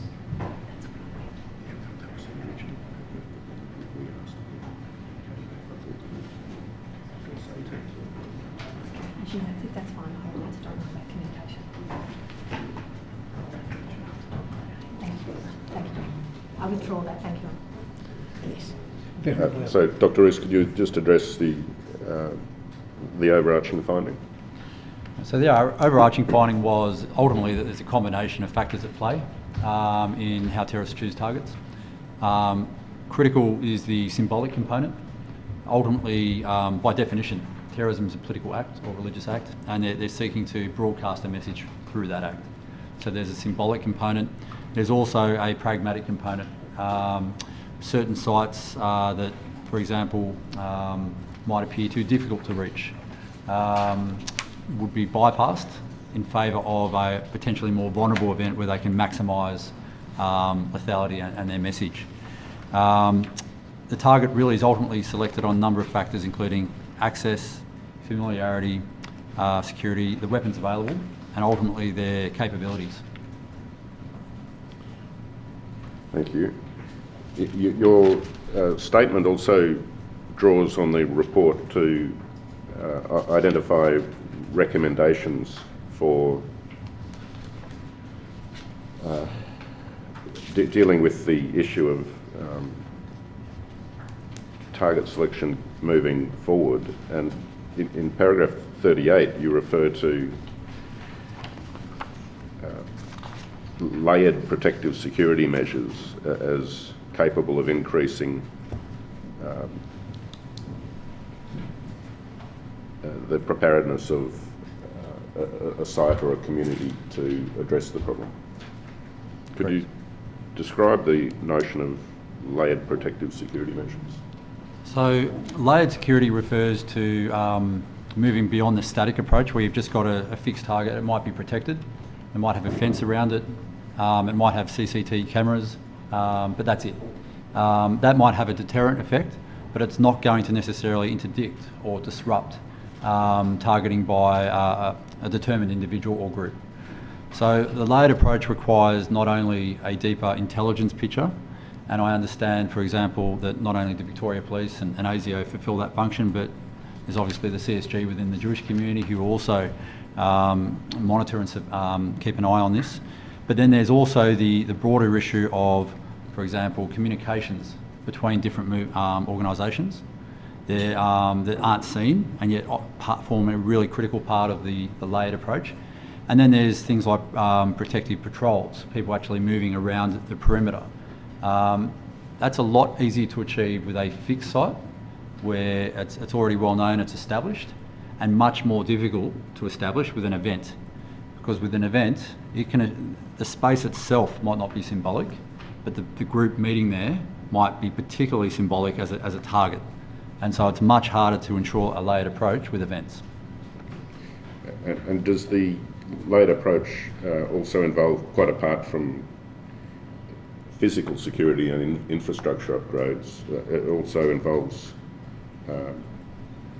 preparedness by way of partnerships between community organisations or particular sites and government and others? Yes, so that's the operational, the policies, the people, the procedures and the policies. That includes the relationships and the networks. And being able to pick up the phone and not rely only on a personal relationship at the other end of that phone, but having a mandated person that you can pick up that will take that phone call seriously when you're reporting it. Another aspect you refer to is training of personnel in relevant respects. What does that involve in broad terms? Yeah, so training is critical. When you're talking about some of the, and I'll just put my hand up and say this could be protected, or sensitive material. Perhaps we can leave that for another occasion. Yep. I can ask. I can talk more. We'll shortly be moving to a closed session. Okay. We'll return to that question in Understood. that context. More broadly, training refers to the getting people who are providing that security operationally ready. Thank you.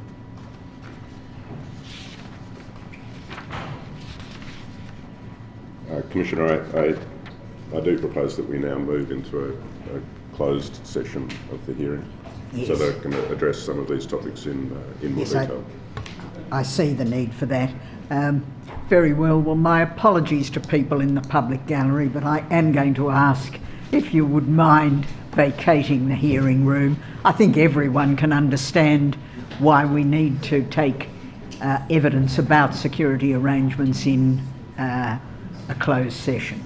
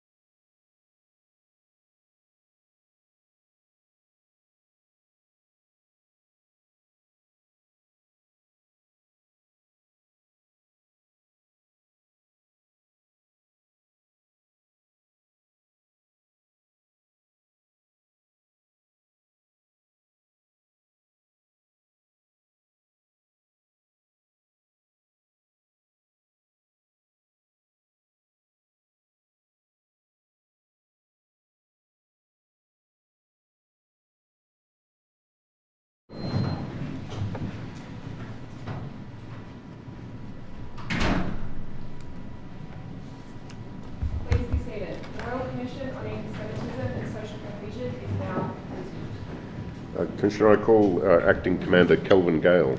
Yes.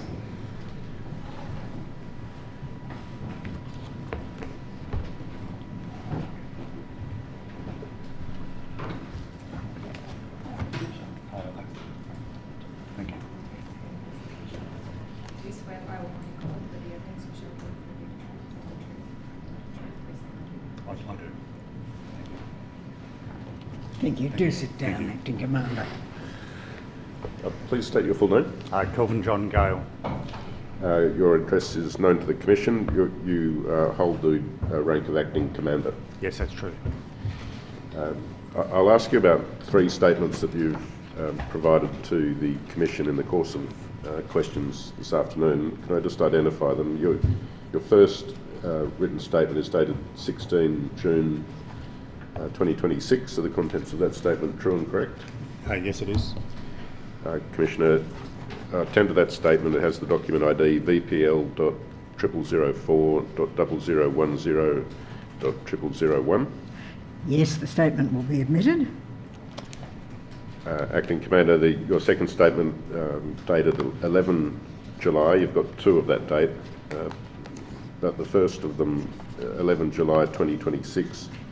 The contents of that statement true and correct? Yes, it is. Commissioner, that bears the document ID VPL.0004.0011.0031. I attend to that. Yes, the second statement will also be admitted. And the third statement, as I indicated, also dated 11 July 2026. Are the contents of that statement true and correct? Yes, it is. Commissioner, I tender that statement with the document ID VPL.0004.0011.0038. Yes, the third statement will be admitted. You are the current Acting Commander within the Crime and Counter-Terrorism Investigation Services part of the Victorian Police. Yes, I am. In that role, you manage the entire counter-terrorism group. I do. You joined the Counter-Terrorism Command in May 2024. Yes, that's true. And you've had a 37-year or so career with the Victoria Police. Yes, that's correct. The Counter-Terrorism Command was established in October 2015 and is responsible for counter-terrorism activities including intelligence, policy, capability development, prevention of terrorist events and security emergencies and responding to them should they occur. Yes, that's correct. And as the acting commander of the counter-terrorism group, you're responsible for the development and maintenance of Victoria Police's counter-terrorism capability generally. Yes, that's correct. What are the units under your command? Yes, so there's 6 units under my command. One is the Joint Counter-Terrorism Team. So there's as you would appreciate, there's a state-led component of that, and I manage the Victorian component of the JCTT. There's a Security Investigation Unit. There's a Security Coordination Unit, which is a Strategic Intelligence Team. Then there's the Victorian Victorian Fixed Threat Assessment Centre, VFTAC. There's the Countering Violent Extremists Unit, and then there's the Capability Team. And in terms of addressing the risk or responding to the threats faced in particular by the Jewish community in Victoria and in Melbourne in particular, what is the counter-terrorism group the main body of police that address that risk and threat? Certainly from a terrorism perspective, certainly, yes. And what generally are the functions that are provided in that regard? From an investigation, so there's a number of different areas. The JCTT is obviously investigate the high-level investigations when offences are in the criminal code. The SIU, the Security Investigation Unit, deals with matters, the most serious matters are related to social cohesion and offences related to that don't quite meet the threshold of being a terrorism offence. And typically those offences will sit as state-based offending. And then there's the capability team, which which works in with our state event planning unit with regards to events. So you referred to the SIU, the Security Investigation Unit. So that does have a remit outside of terrorism, strictly so defined, does it? It does, yes. For things that haven't quite met the threshold, or what you say, line ball, and they haven't quite stripped into the criminal code, typically the security investigation unit will manage those. And would anti-Semitic incidents that fall short of terrorism, as you've defined it, or as you define it, would that be included within the area of operation of the SIU? Yes, they don't always take them on as primary investigation, but they will typically work if it's something that is easily managed and dealt with at a regional level. The SIU will connect with the regions to see if they need any advice or any support in their investigation. Thank you. Now, in your first statement, you have, on behalf of the police, responded to question 8 that was asked of the Victoria Police by the Commission, which addressed the role of Victoria Police in the protective security arrangements for the Jewish community here. Now, at paragraph 12 of that first statement, you've described how you've answered that question in relation to protective security arrangements in the context of counter-terrorism and national security portfolios. So what specific context do you have in mind there? or what distinction are you drawing? So the distinction I'm drawing there is that my team, the capability team, works in with the State Event Planning Unit for those high-level risk assessments and that triaging as events come to the notice of Victoria Police. They work with the State Event Planning Unit, that triage process, to understand what are the threats and the risks and potentially even the resourcing demands that might be required for an event. And then collectively they out of that that's essentially a triage process, and then primacy about who's going to take the lead on that event comes out of that meeting, whether it's going to be a state-led event and managed by the State Event Planning Unit or a locally regional-led event. So can I ask about the first of those options, the State Event Planning Unit?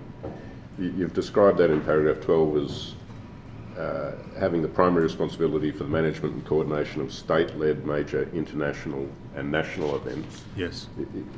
Are there specific criteria that identify a state event so defined for the purpose of that unit? No, not really. It's it is a mechanism which is very much scalable, and they can move from a state-led event to a locally led event. Essentially, a state-led event is one that requires resources drawn from around the state. So a bigger event, which is more complex to pull together and more complex to coordinate, and that's when it would be a state-led event. If you can manage an event with local resources with some level of state input, in all likelihood, it will be managed at the local level. So it sounds like there is no really clear demarcation between an SCPU operation and no, there's not. A larger local operation. No, it's more about the resourcing. It's not about the risk or the importance. It's about the resourcing commitment that's required to manage the event. All right. So what sort of functions or events that might be undertaken, for example, in the Jewish community, would be treated as a state event planning unit event? So the visit of the President Herzog was a state-led event. It was complex. A number of venues visited. There was a number of different overlays that required, and that was a state-led event. And the reference to it being a state-led event, that involves some formal governmental organisation of the event, is that right? No, different to added the... simply no, it doesn't involve that at all. Right. No. So there could be a very large private Jewish community event, for example, that the State Event Planning Unit would police? Oh, definitely, yes. And are there examples of that in recent years? Not that I'm aware of, no. Now there's also a reference in paragraph 12 to the capability unit within the CCTIS, the CCTIS being the Crime and Counter-Terrorism Investigation Services, the umbrella description of of Yes. the area. In respect of the capability unit, what does it provide? What's its function? So one of the things that they provide is specialist input with regards to risk assessments and vulnerability assessments for events, and particularly looking at it through the lens of a terrorism event. So, for example, taking President Herzog's visit, if that's appropriate, the State Event Planning Unit and the Capability Unit, could you just describe how they function in terms of actual allocation of police resources?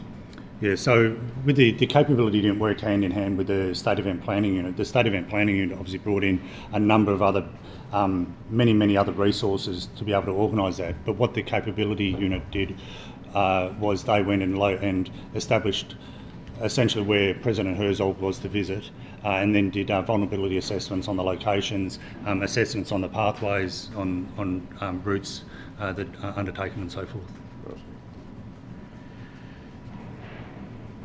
You have also referred to the Protective Security Vulnerability Assessment, the PSVA, and the circumstances in which that might be required.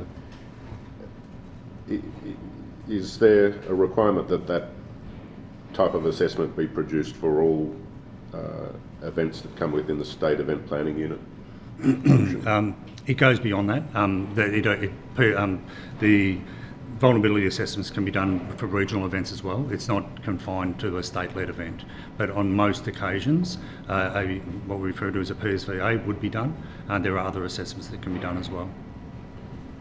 And are there guidelines or published criteria to identify when a PSVA is required and when it's not required? Or is that at the discretion of... It really is at the discretion of the police commander or the person who's in charge of running the event. It's done on most occasions. Yeah. Most occasions for a state-led event? For any events, but for the quite minor in size events. So most events would have a PSVA. And so can you give the Commissioner some idea of the size when you exclude the more minor events? What do you mean? It's more about the risks and vulnerabilities we might need to encounter, to understand and to be able to mitigate.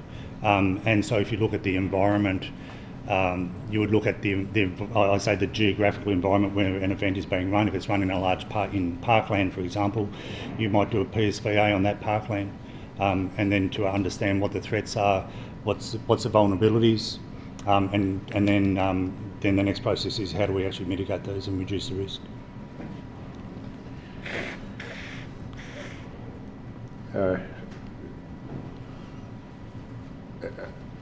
And so if Victoria Police becomes aware of, to take the example that you used, that there was to be a gathering by members of the Jewish community in a public place, how would the process work in Victoria Police of, firstly, the determination of whether or not a PSVA would be carried out, that sort of assessment would be carried out? In the initial stages, there's a preliminary event categorisation tool, which is the very first part of the triage process, and out of that, there's the high-level risks are identified, and for many of the events, there are risks there that are identified but not mitigated out of that process, and that's when we trip into the PSVA process, because we know that there's matters there that haven't yet been. We're not comfortable that we've been able to mitigate the risk at that point. Right, and so that tool is it a written guideline? It is, an online? It's a written guideline, and it's one that that is shared through the ANZ CTC Creative Places Network. You've referred to the fact that Victoria Police has adopted the national framework in the strategy for protecting crowded places from terrorism. Yes. And the tool that you've referred to triage information about an event taking place, has that been developed consistently with the crowded places strategy? Yeah, it has been, yes. Yeah. Yes. And have they been refreshed or renewed in recent years? I don't know when they were last renewed. I know we adopted ours from some years ago from Queensland, but it's shared across that ANZ CTC network. So you understand that it's the common methodology applied in other states? I do. That's how I understand it to be. Now, in paragraph 15, you refer to these assessments, the PSVAs, conducted by appropriately trained personnel, and that for higher risk events, they're undertaken by the capability unit, while trained local police members may conduct assessments for other events as required. So that refers, does it, to local police commands? It does. So some or all of those are trained in undertaking these types of assessments? Some are. Across the state, there's 148 personnel have been trained to conduct these PSVAs, and there's a fairly broad spread across the state. So most planning units. So our state is broken up into 4 regions from a police perspective, and each region has its own planning unit, and they either the people who are trained through these PSVAs are accessible to that planning unit, although they may not necessarily work in the planning unit. And it's right that the Southern Metro region is one of those planning units? And so how many trained local police members, that is trained in the assessment process, would there be attached to the SMR, the Southern Metro region? Yeah, I don't know the answer to that, Commissioner.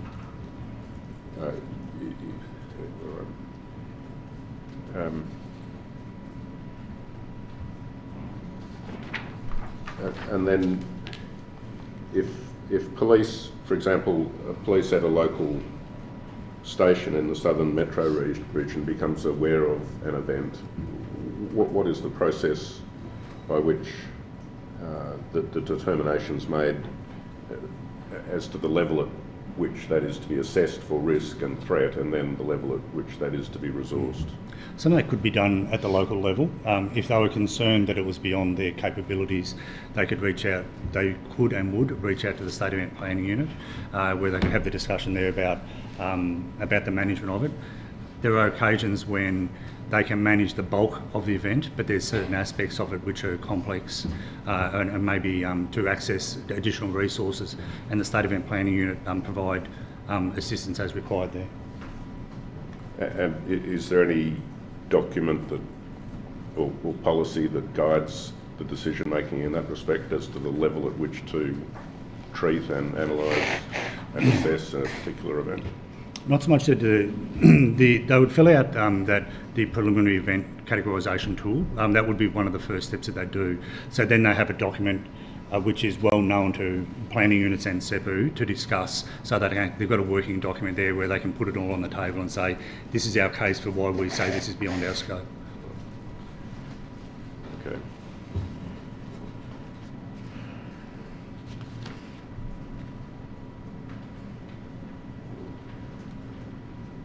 Now, you'd be aware that the Jewish calendar has annually festival and celebration days? I do. I am aware of that. In terms of the approach that either the State Event Planning Unit takes or the more local area commands might take, are there arrangements in place to address threat assessment in the context of Jewish festivals? There are, yes. And that happens in what respect? How does it happen? Yeah, so typically when they would begin planning, if something was being managed locally, they begin planning, they'd reach out to the Strategic Coordination Unit, which is the strategic intelligence team of counter-terrorism group, seeking advice on any specific threats to that event, but also they can access a standing document which is a standing threat assessment which is about the current state of threat to crowded places in Victoria. So there's that standing threat assessment, and then they get this specific one to that event, which is up to date as of whenever they reach out. And the standing threat assessment, is that just a work in progress document, a living document, or is it published regularly, or how does that work? It's published annually and updated if something significant has occurred, or if another significant document might come in, say from ASIO, in which case we'll feed that back into it and from a version control perspective update it. So there'd be an initial analysis by reference to that published document, and then if required a PSVA in relation to the particular event? That would be a normal process, yeah. Now, the Commissioner's heard evidence and indeed has set out in the interim report a description of the way the New South Wales Police Force maintains an operation called Operation Jewish High Holy Days. Are you familiar with the broad outline of that? Broadly, yes. So it is an annual operation planned together with the New South Wales Major Events Group in consultation with CSG New South Wales and the local area command or commands that are relevant, and that provides a briefing to CSG New South Wales before the High Holy Days celebrations begin. Are there any similar standing arrangements that exist in Victoria, either in respect of the High Holy Days or other Jewish holidays or celebrations? As that's not a state-led event, I don't have a lot. My team doesn't have a lot of involvement in that. I've read the operation order, so I understand that for that event from last year. So I do understand that there are standing arrangements, but the nuances and the specifics about how that actually planned is not something that I'm involved in. I am mindful that the next witness is Assistant Commissioner from Southern Metro Region, who might be in a better position to answer that. So your understanding it's dealt with by either the local command or the regional command? That's true. Right. But I take it there is the facility of those commands to come to your group if the threat assessment warrants it? Yeah, that's right. And even if a PSVA was done and they wanted a second set of eyes, my team can and do offer that. But as it stands, your group is not involved on any annual or recurring basis for any of the Jewish holidays? No, the capability team are not, but the SCU are contacted in the planning of it. So that's our intelligence team. They receive that contact from the local organisers. I see. For the threat assessment.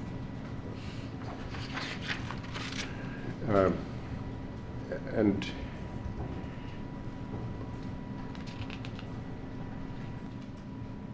just pardon me for a moment.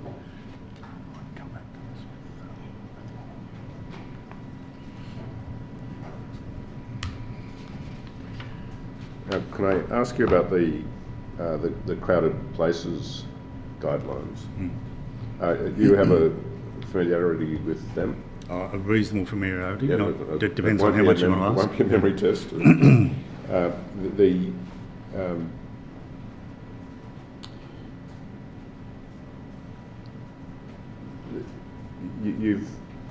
You've addressed in paragraphs 20 and 21 of your first statement, in response to the question,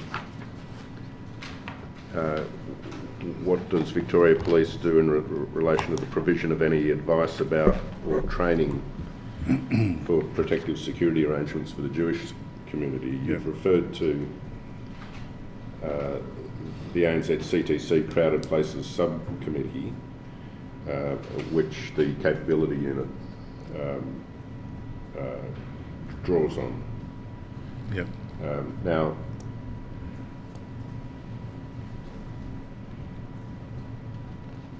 the Crowded Places framework has a particular definition of a crowded place.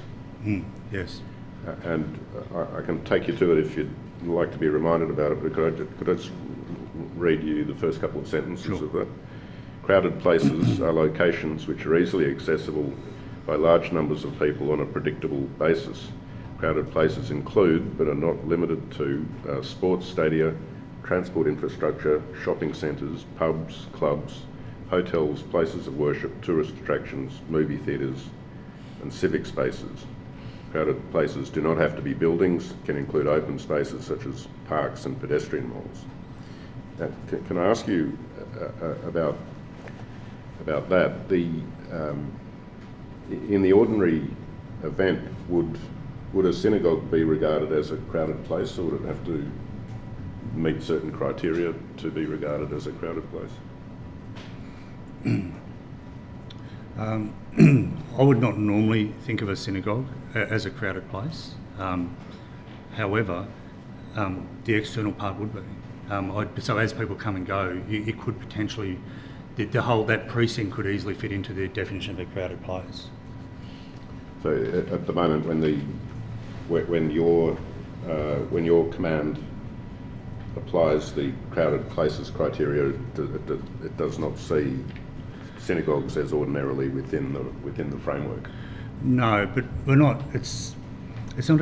We don't regard it as an exhaustive definition either. It's not. It's by no means is it meant to exclude. It's really meant to include. So if someone from a synagogue wanted to join crowded places, in reality it would happen.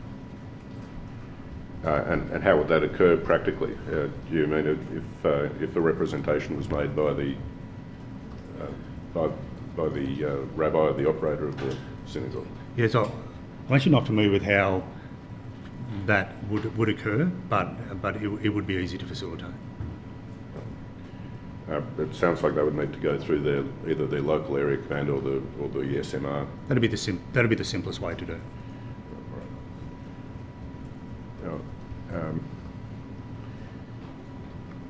You referred to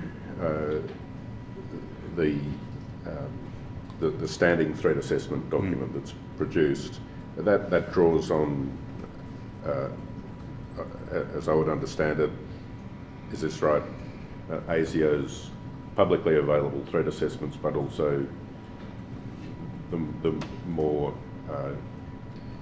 protected versions of those threat assessments provided through the CTC. Yeah, the standing threat assessment is produced by us at sensitive level, so that makes it easily accessible to Victoria Police. There's other documents which come to us with different threat levels of security attached to them. Does the standing threat assessment that Victoria Police produce identify Jewish venues and events as having a particular high level of security vulnerability? It does mention religious and including Jewish events as having high levels of vulnerability, yes. It does refer in terms to... I believe so, yes, but without any specific... in fact, it currently specifically mentions Bondi. Right. Is it right that if you... whether within the crowded places framework or outside of the crowded places framework, the position is at the moment that Victoria Police does not have a documented guidance document or policy document that describes when and how to conduct PSVAs, the threat assessments in respect of Jewish sites and events. It doesn't specifically call out Jewish sites or events. Yeah. Can I ask you about two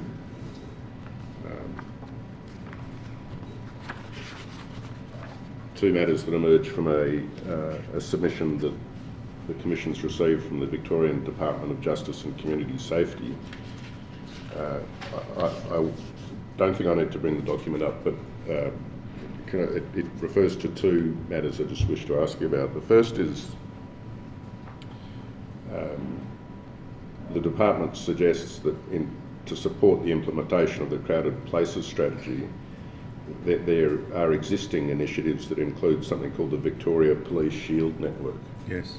Could you describe what that network is? It's a network of about 1,000 subscribers, which is made available to persons involved in the security role for crowded places. So, for example, shopping centres. Then you might have the security manager of a shopping centre has subscribed, and what happens there is open source media information is distilled by one of our analysts and shared on a regular, a fortnightly basis, I believe it is, to all of the subscribers. So they understand some of the events which are happening around the world, but they also get security advice as well. And is your particular command, does it either manage or contribute to that? We manage it. Manage it. And it draws on the intelligence function within your command that you referred to? It does. And are the recipients of these updates, do they include the CSGs? They do. Yep. And do they include the owner-operators of Jewish sites individually themselves as well? I'm not sure of the answer to that. What's the criteria or process by which one is on the recipient list? The criteria is that you're a security manager. Pretty much you've got a security manager, a valid email address, and an interest in receiving it. And an interest in being a recipient. It's as simple as that. The other entity, if I can put it this way, that the departmental submission refers to is the Crowded Places Network Forum. Yes. Is your command involved in that forum? We are. Could you describe its composition and its purpose?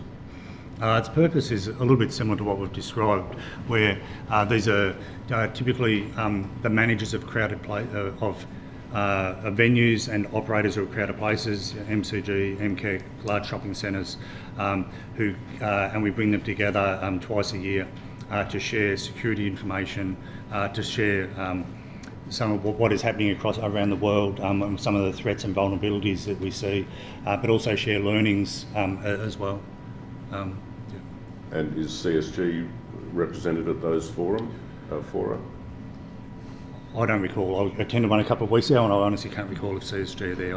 I simply don't know the answer to that. And you refer to them being twice a year, so what in July and December?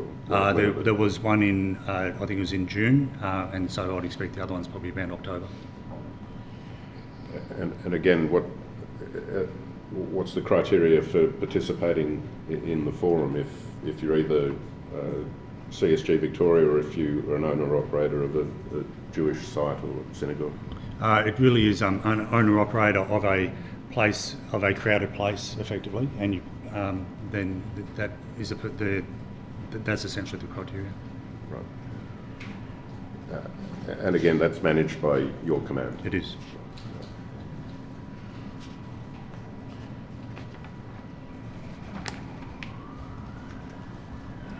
Have you found that the operation of that forum provides information of assistance for decisions that you make about police resourcing and threat assessment and the like? It's a good one-way street. No, it's a good mechanism for feedback. I mean, it is definitely two ways. I mean, it's built strong relationship between the capability team and the attendees of the Crowded Places Forum, but it's also a mechanism to connect, to run exercises like. In the last 12 months, we've run, I think, 6 active armed defender exercises, GMHBA Stadium, Broadmeadows Shopping Centre, and there's a number of other large shopping centres as well. They're the operators and they're the people that we connect with to build the relevant, and we leverage off those relationships to be able to run those exercises. And have you found two meetings of the forum a year is appropriate and sufficient? It is. They're busy people. It'd be difficult to run more, to be honest. Yeah. Now, if I ask you about Operation Park, are you in a position to answer questions on that topic? To an extent, yes. It's not an area that I sit over, but I do obviously have knowledge of Operation Park. Yeah. So, well, perhaps my first question should be: how is Operation Park situated within the management of Victoria Police generally? So when Operation Park, you're probably aware, began on shortly after 7th of October 2023. It was established to address political prejudice motivated crime more broadly across Victoria Police. It's over the journey, it was predominantly in Northwest Metro, so in the city, and down in the Southern Metro region, which is what we're talking about here around Caulfield and so forth. Yeah. At the moment, as I understand it, Operation Park is predominantly, the resourcing and the tasking is predominantly down in Southern Metro region, and not so much in Northwest Metro. It is used currently as essentially as a data collection piece across Northwest Metro. So when you have protests and so forth, which might be pro-Palestine protests, we're collecting data there about any offences or anti-Semitic incidents or events which might come from that.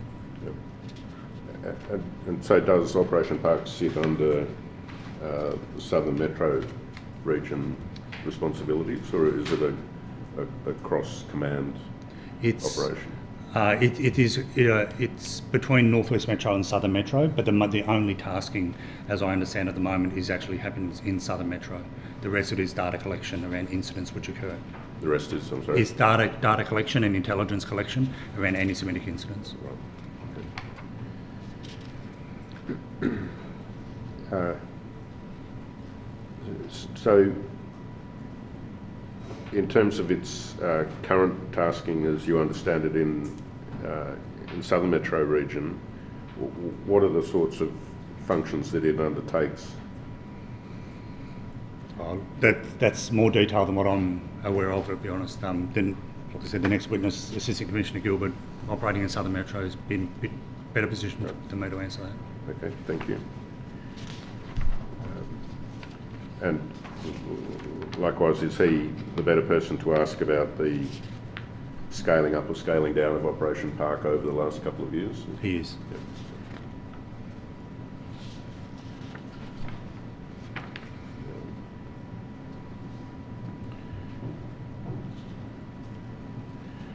Can I ask you about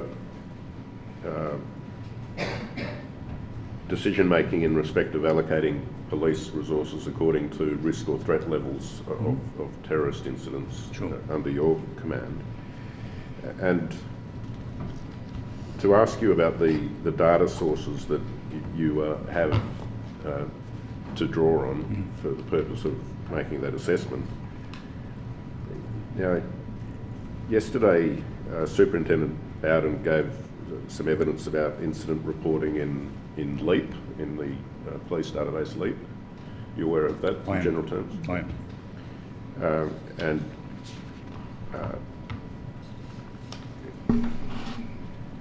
is it right that information about the character of an incident reported is not recorded in LEAP itself? What do you mean by that? Well, for example, if an incident has an anti-Semitic element, that's not something that is recorded in the entry that's made in LEAP. Yeah, that's correct. There is a category of prejudice motivated crime, but I don't believe it captures anti-Semitism. Are you talking about an incident? Is what you're talking about?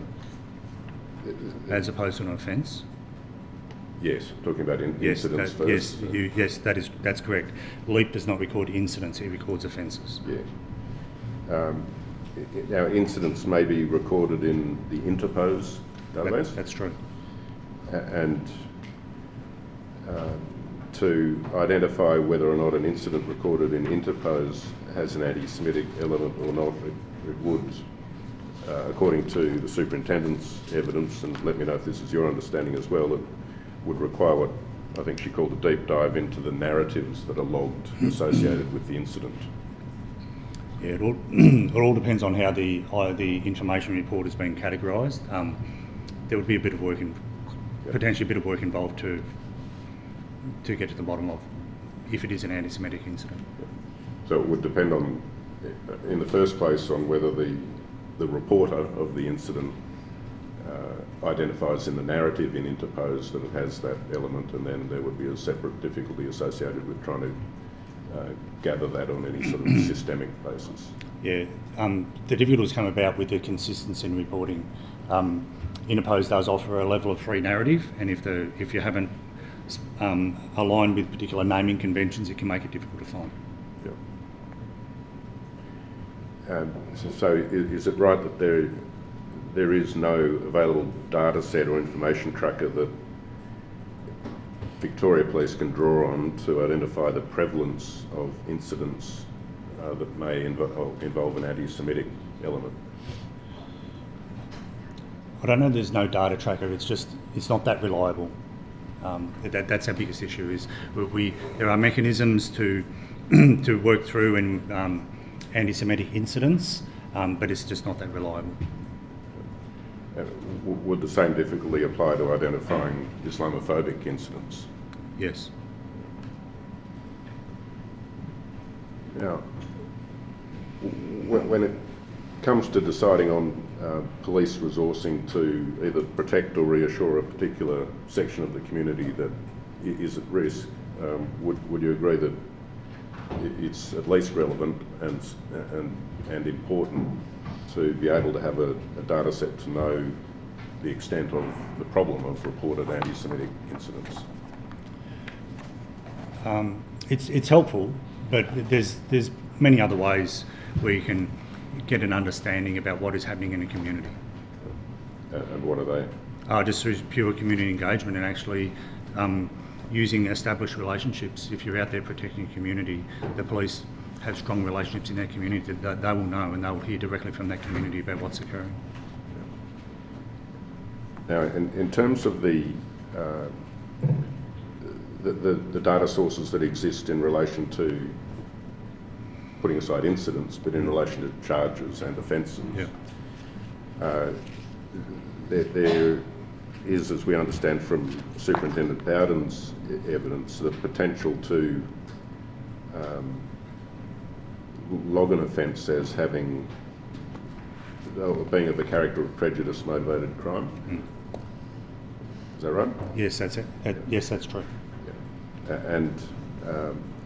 And there's a subgroup that is available. That I think she said referred to Jewish people. Yes. And the decision of whether or not to effectively tag or identify a charge or an offence as of that character is not something that's required to be done. It's discretionary to the person who's making the record. Is that right? Yes. Yes, that's true. And that provides for a situation of similar difficulty to that which you just identified, doesn't it? It makes it very difficult to readily ascertain the number of either charges or offences that have that anti-Semitic character. It's problematic, no doubt. Well, it's impossible to get an accurate picture of it, isn't it? That's right.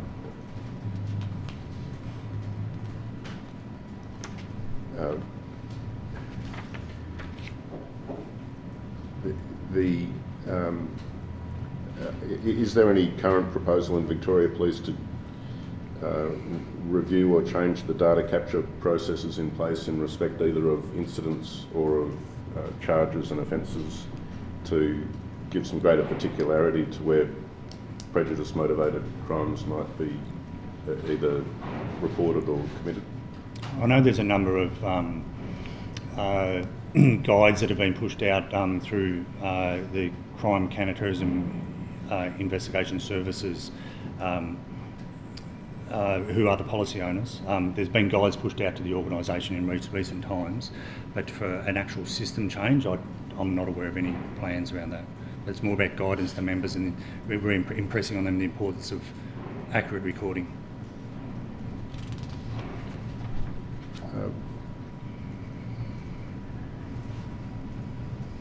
Do you agree that if Victoria Police had accurate data capture processes in respect of anti-Semitic incidents and alleged offences, it would make better informed resourcing decisions when it comes to allocation of police resources?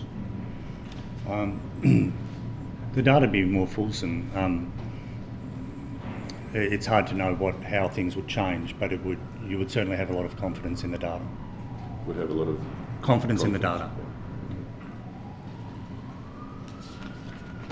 Now, can I ask you some questions about the use in Victoria of long arm weapons? I understand I can do that in open session, but I just wanted to flag that topic that I was moving to in case I'm wrong about that.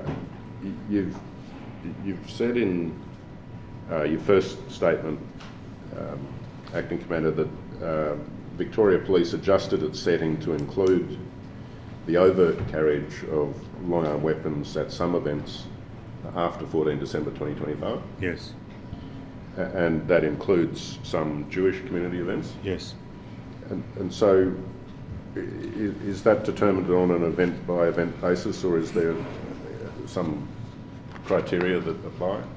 On those occasions, there was no specific threat identified. It was more around community reassurance post-Bondi. And is that an adjustment to the settings as you describe it that continues now? It always has been available to us, and we will continue to rely upon the threat assessment. It's rare that an event that the threat assessment would dictate that long arms should be required and the event would go ahead. If it's such a high risk, I couldn't imagine that the event would go ahead when it requires a long arm response. Right. And so is there a particular command within police who make the operational decision to deploy long arm police officers to a particular event, or is that within your remit, or is it? It's not within. It's not something that I would deal with, but it would come out of a risk assessment. But it would be a big decision to deploy long arms when the risk stipulates that long arm says that a risk needs to be mitigated by long arm deployment. It would be unusual for the event to go ahead. So what command within the police makes that decision, or is it a commissioner level decision? It would be something, if we got to that level, it would be discussed probably at commissioner level. But it's not because the process isn't changing. The process, it is a framework, and it is a framework that sits over top of the way we plan. We haven't changed the way we planned. But what I'm saying is that our response and our mitigation strategies are informed by evidence of what is required with regards to the threat. And what you're saying here is that are there examples when long arms would be required? It would be highly unusual for that to be required. It has happened this year, is that right? I want to make it clear that was not in relation to a threat. No. No. So no. It was a reassurance function. Correct. So no, it hasn't happened this year. No. Just so I understand. Yes.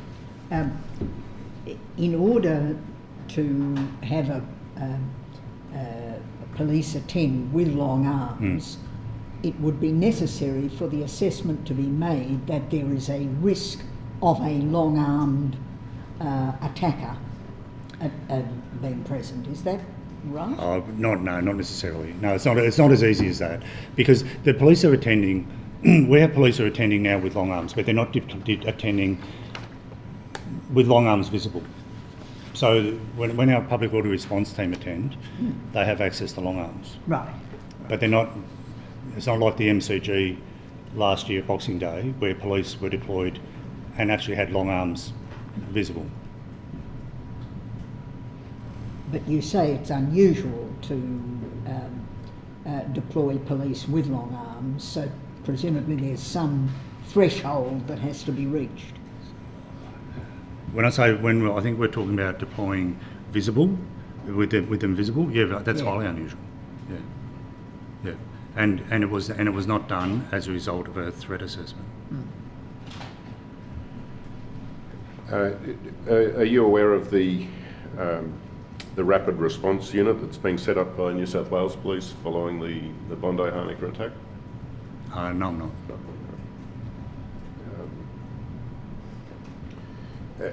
In terms of your own command, have you given consideration since December 2025 to how your command might deploy long arms, or the circumstances in which they would do that? It's certainly not what my command would be doing, deploying with long arms. I beg your pardon? My command would not be deploying with long arms. No.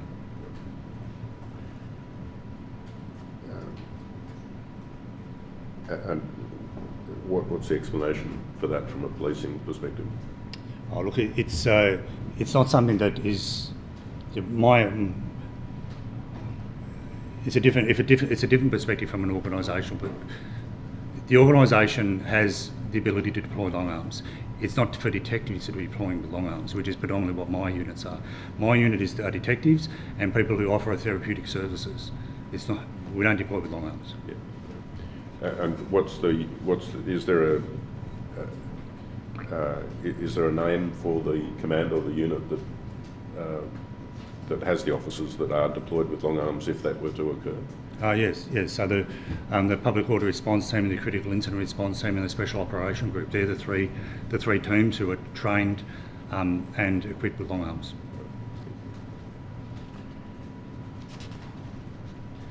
Now, in your third statement, you've addressed the question, which was question 9, about any suggestions you might have for improvements to be made to protective security arrangements, and you've given a response in paragraph 12 of your third statement, and you've referred to the Victoria Police's maintenance of a commitment to strengthening capacity and capability, and its ongoing representation in various counter-terrorism related committees and subcommittees. Now, that didn't outline particular areas for practical improvement, but can I suggest two potential ones for your comment? Is one potential area of practical improvement coordination at a specialist unit level of risk assessments and protective taskings for Jewish communal sites? So in other words, having some coordination and engagement between the SEPU and the capability unit, in particular in regards to Jewish communal sites. I think the relationship already exists. I mean, they meet anyway about many events. The mere fact that it's a Jewish site doesn't mean that SEPU, the State Event Planning Unit, will be managing it. It's not because it's not important, it's just because of the resource allocation that's required, that it's well within the capability of the planning unit that sits within the regions.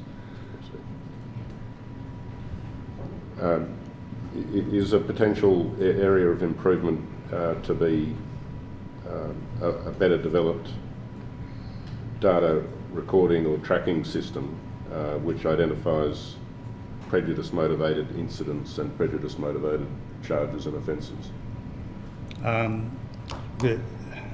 That's data that would be nice to be able to capture more accurately. I mean, that we acknowledge that within our system there are some things in there that we would like that might not be there. Are there any other specific aspects that you would consider might improve protective security arrangements for the Jewish community? I think that our association through the Crowded Places Network and through the ANZ CTC means that we have the ability to share learnings and share the capabilities and skills right across the ANZ CTC, Australia and New Zealand, and I think that provides a really strong basis for sharing and learning and self-reflecting, and that's proven to be quite a capable, quite a worthwhile process to this date, and we'll continue to learn and share each other's strategies across that cohort. Thanks, Acting Commander. I don't have any further questions. Yes. Ms Coghlan? No, I have nothing. Thank you, Commissioner. Thank you, Commander. Thank you. You are excused. Thank you.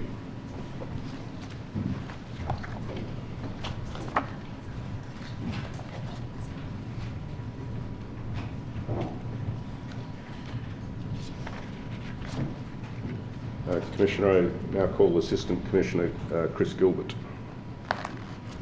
Yes. who is on the ABL. Ah, right. At least I hope he is.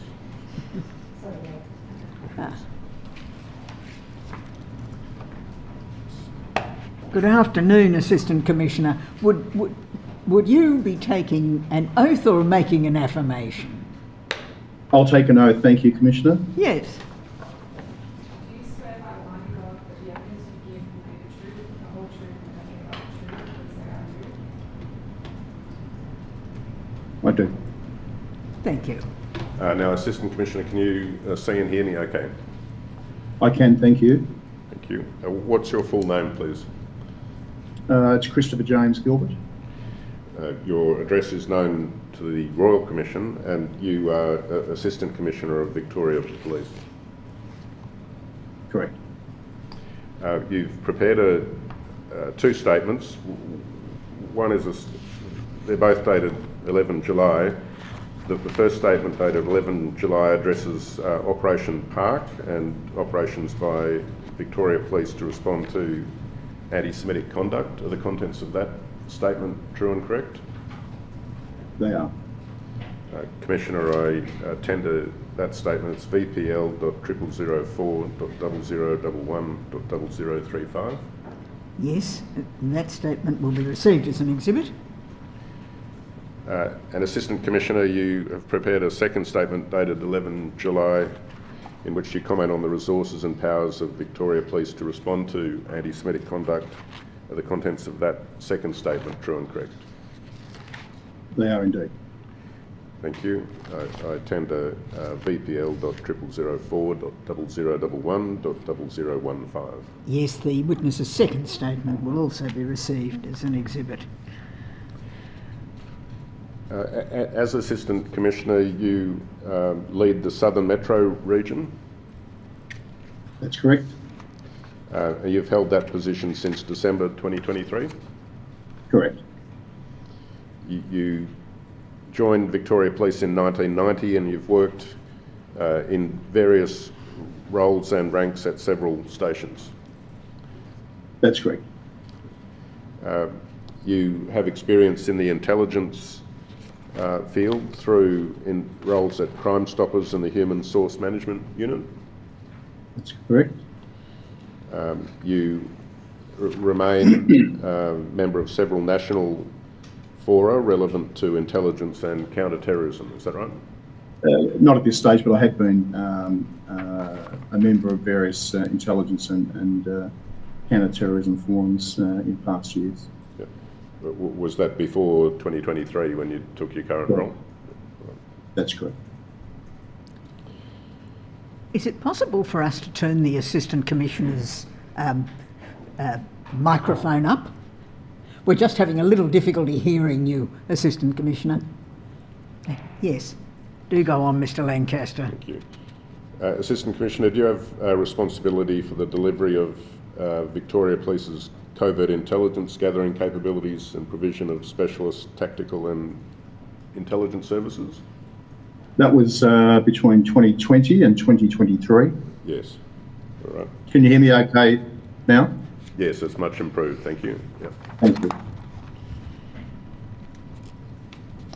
Within your current command, you're responsible for delivering policing services across 10 metropolitan local government areas. Is that right?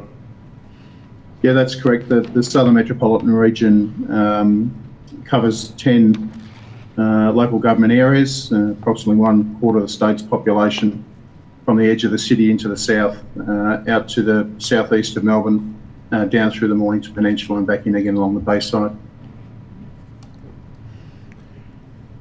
Now, do you have any general observation to make about the nature of any changes to the level of anti-Semitic motivated crime in the areas under your responsibility over the last few years? Well, certainly over the last 2.5 years in this role, I have been privy to ongoing reporting and advice around anti-Semitic incidents. And has that seen a material increase in such incidents after October 23? My anecdotal observation is yes. There are some data sources that may indicate that's the case as well. In your second statement, you responded to a question asked of Victoria Police by the Commission about whether at the very broadest of levels you consider there are sufficient powers and resources to respond to anti-Semitic conduct. At that broad level, what is the police response? At a broad level, there are sufficient powers to enable us to respond through relevant legislation. So there have obviously been some changes to legislation over the past couple of years, but in a broad sense, we do have sufficient powers at this stage to respond to that type of conduct and the offences involved. And to the extent to which they are not, we also have opportunities to work with other parts of government to review those. Are any such reviews underway at the moment? Not right now that I'm aware of. You refer to 3 types of responses to anti-Semitic conduct, and just to ask you a little about each of them. The first of them is targeted operations. So what's an example of that? Well, targeted operations, it can either be in the proactive sense or it could be in the investigative sense, but often targeted operations is about our proactive presence in community. And then the second of your categories is intelligence-led policing. So can you describe that function? Yeah, so intelligence-led policing would be based on incidents that are known to us that might require us to do certain things or be in certain places at certain times, or speaking with particular individuals, that sort of thing. All right, and the third is community reassurance activities. What sort of activities would that involve? Well, community reassurance activities covers a wide gamut of all proactive and in-community connection. So that can be anything from overt patrolling through to attending community events, through to engagement with peak bodies and other interested parties within the community. In your second statement, you've said that Victoria Police continually assesses and reallocates resources to ensure an appropriate response to emerging risks, including those impacting the Jewish community. Correct. Do you agree that to ensure an appropriate response to emerging risks, it's important to understand the extent and prevalence of the existing risk and the changing risk? I do. And I think you're on the line listening to the acting commander's evidence recently. I heard part of that, yes. Did you hear the part where I was asking him about the data capture or incident recording mechanisms available to the police? Yes, I did. Now, is it consistent with your understanding that at present Victoria Police's data capture systems do not capture the character of incidents on the LEAP database so as to identify them as anti-Semitic, or for that matter, Islamophobic? Yeah, I agree to the extent that it's not that those incidents wouldn't be necessarily recorded with narrative that would indicate either anti-Semitic or Islamophobic elements, but the ability to rapidly capture data on that with the existing system is a little bit limited. And that's not the only, well, there are other systems which Acting Commander Gale referred to as well, but there are other capture points. But I would agree to the extent that, you know, we're obviously clearly looking at ways to improve the connectivity of our systems, and not just the capture of that information, but the usability of it. And do you agree that it's important to have a reliable data source, both of the character of incidents that are reported to police and also to those that lead to charges and convictions? That's one aspect of our approach that is important, yeah. And if data of that sort were readily available in a reliable form, do you agree Victoria Police would be in a much better position to ascertain emerging risks, in particular in respect of the Jewish community, and respond to them? I think we're in a very strong position now. My view is that we have multiple sources of information relevant to risks to community, within community. Always better data would be an advantage, but I think we have in our possession, in addition to the data that we do have, other material which would actually help us, and it does to this day, to assess risk in order to be able to deploy resources and protect community. You do acknowledge there is room for improvement, though, in respect of data collection? Yes, I do. One of the witnesses we heard from yesterday, the rabbi of the Adass Israel synagogue, spoke specifically, and I must say very positively, about the direct engagement he has had with you. From a policing perspective, what value do you attach to maintaining that sort of informal engagement with members of the Jewish community in particular? Well, it's highly valued by me, and it's equally valued when I'm see evidence of that with my senior leaders throughout the region.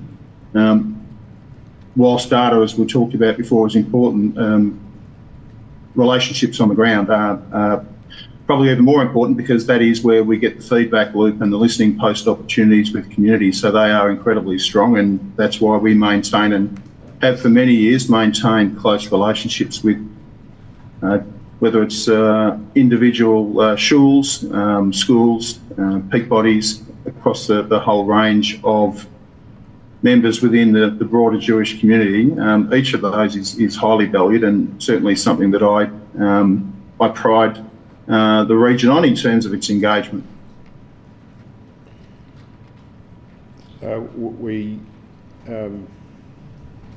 The Commissioner's also heard evidence this week from representatives of CSG Victoria. From your perspective, in the Southern Metro region, what is the value? What are the advantages to the Victoria Police from engagement with CSG Victoria, as you perceive it? Well, we consider the CSG to be a core community stakeholder. We meet with them very regularly at senior levels, including myself, and that can be anything in a formal sense, or as recently as a sit-down cup of coffee with a senior executive to work through issues coming up to make sure we're all on the same page. So we have varying layers of engagement there. Very strong relationships. Our staff are known to their team on first name basis. We see them quite often in community events, but both at an executive level and at a ground level, we have very strong relationships with CSG. I should note that's been a long-standing relationship. I would certainly like to think that's stepped up a level, particularly in the last 2.5 years.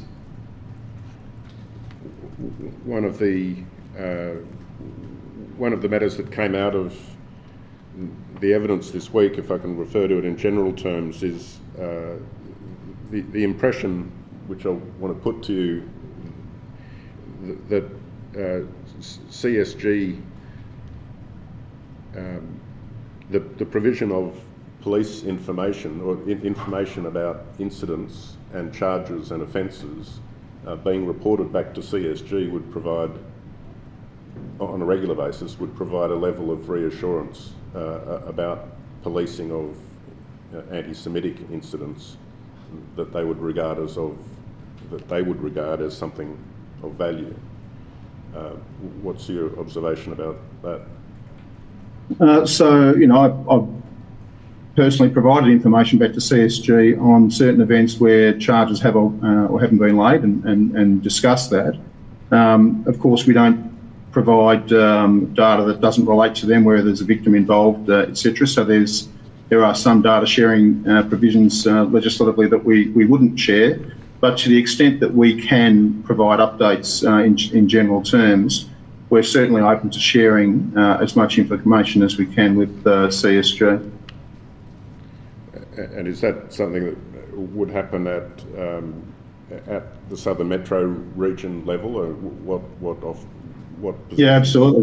That would occur at local officer in charge level, to the police area commander, to the divisional commander, to my regional commander, or indeed myself.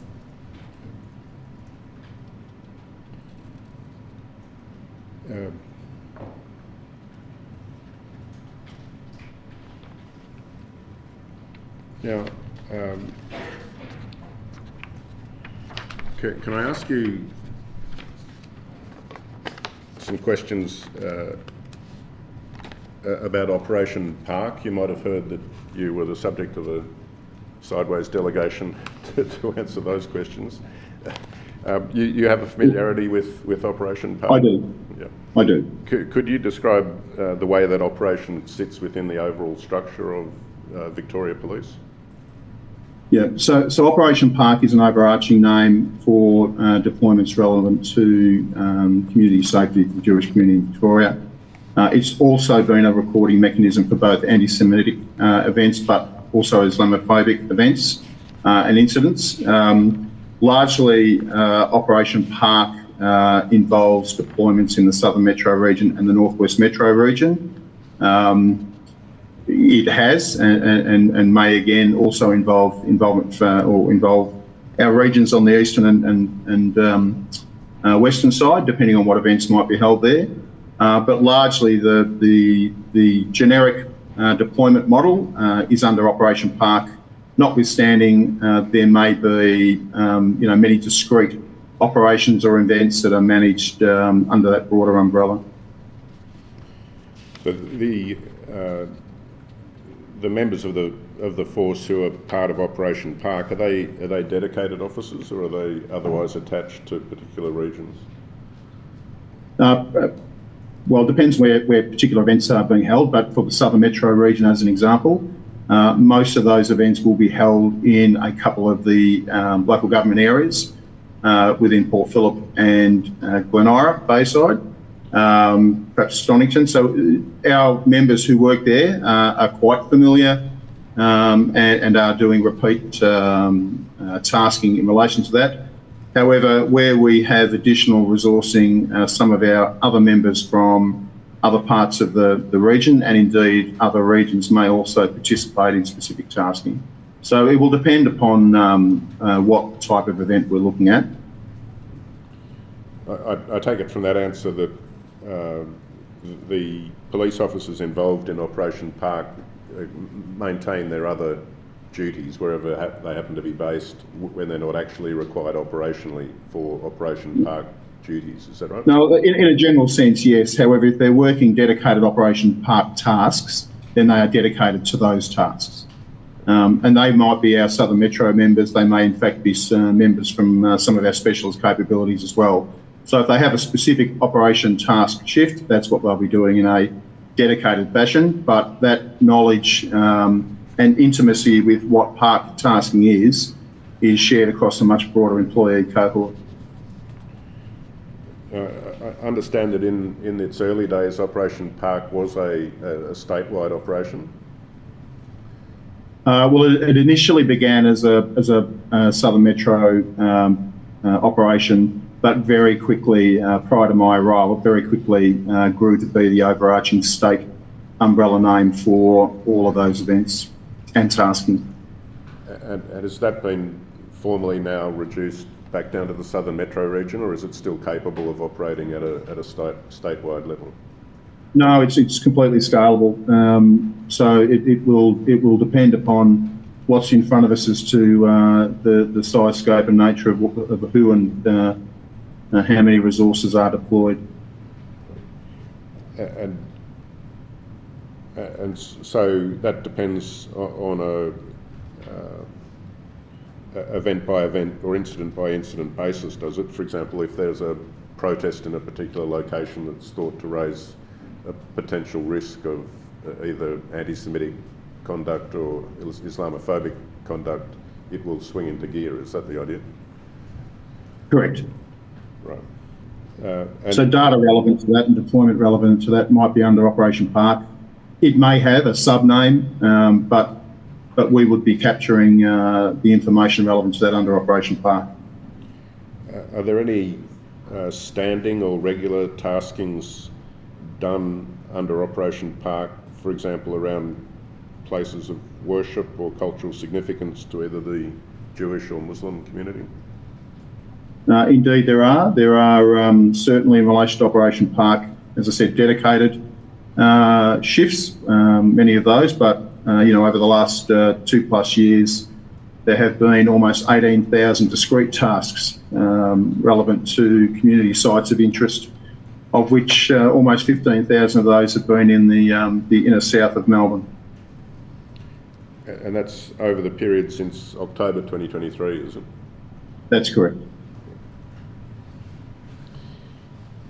Is there any particular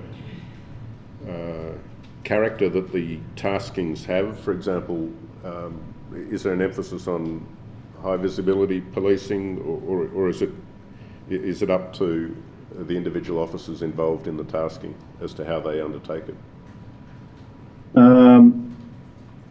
Well, I just want to be cautious on what I provide here around police deployment methodologies. There will be standing tasks and there may be hot tasks in those deployments. I see.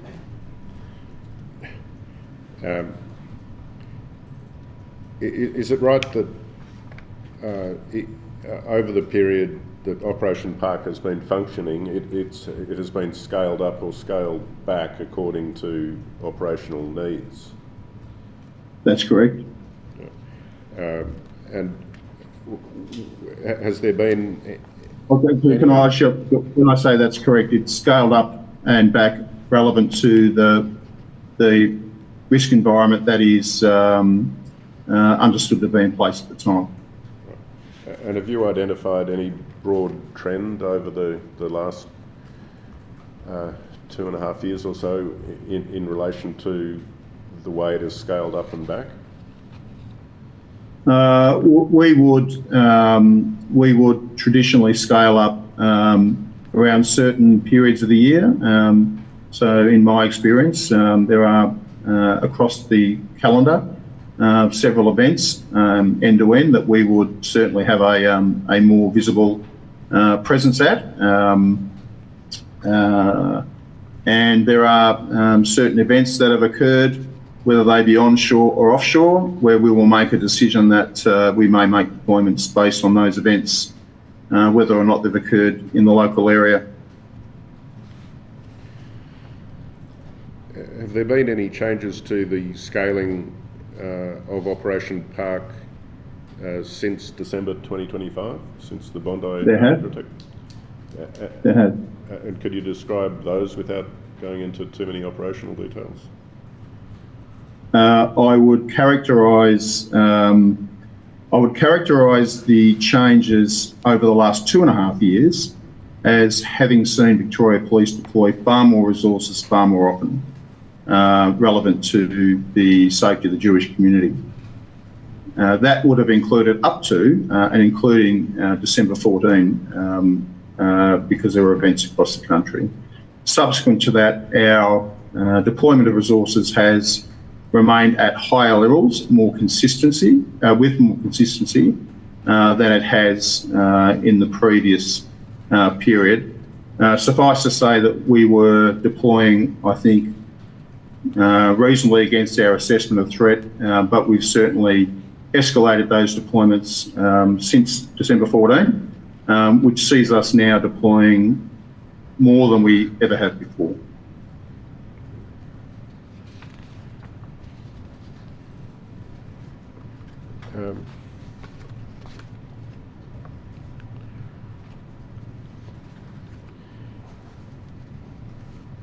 Can I ask you about the interaction or engagement between Victoria Police and the CSG? And I think for this purpose, Commissioner, I would apply for the session to be closed. Yes, very well. I will direct that the hearing room be closed. Can I ask members of the public who to just leave now? Thank you.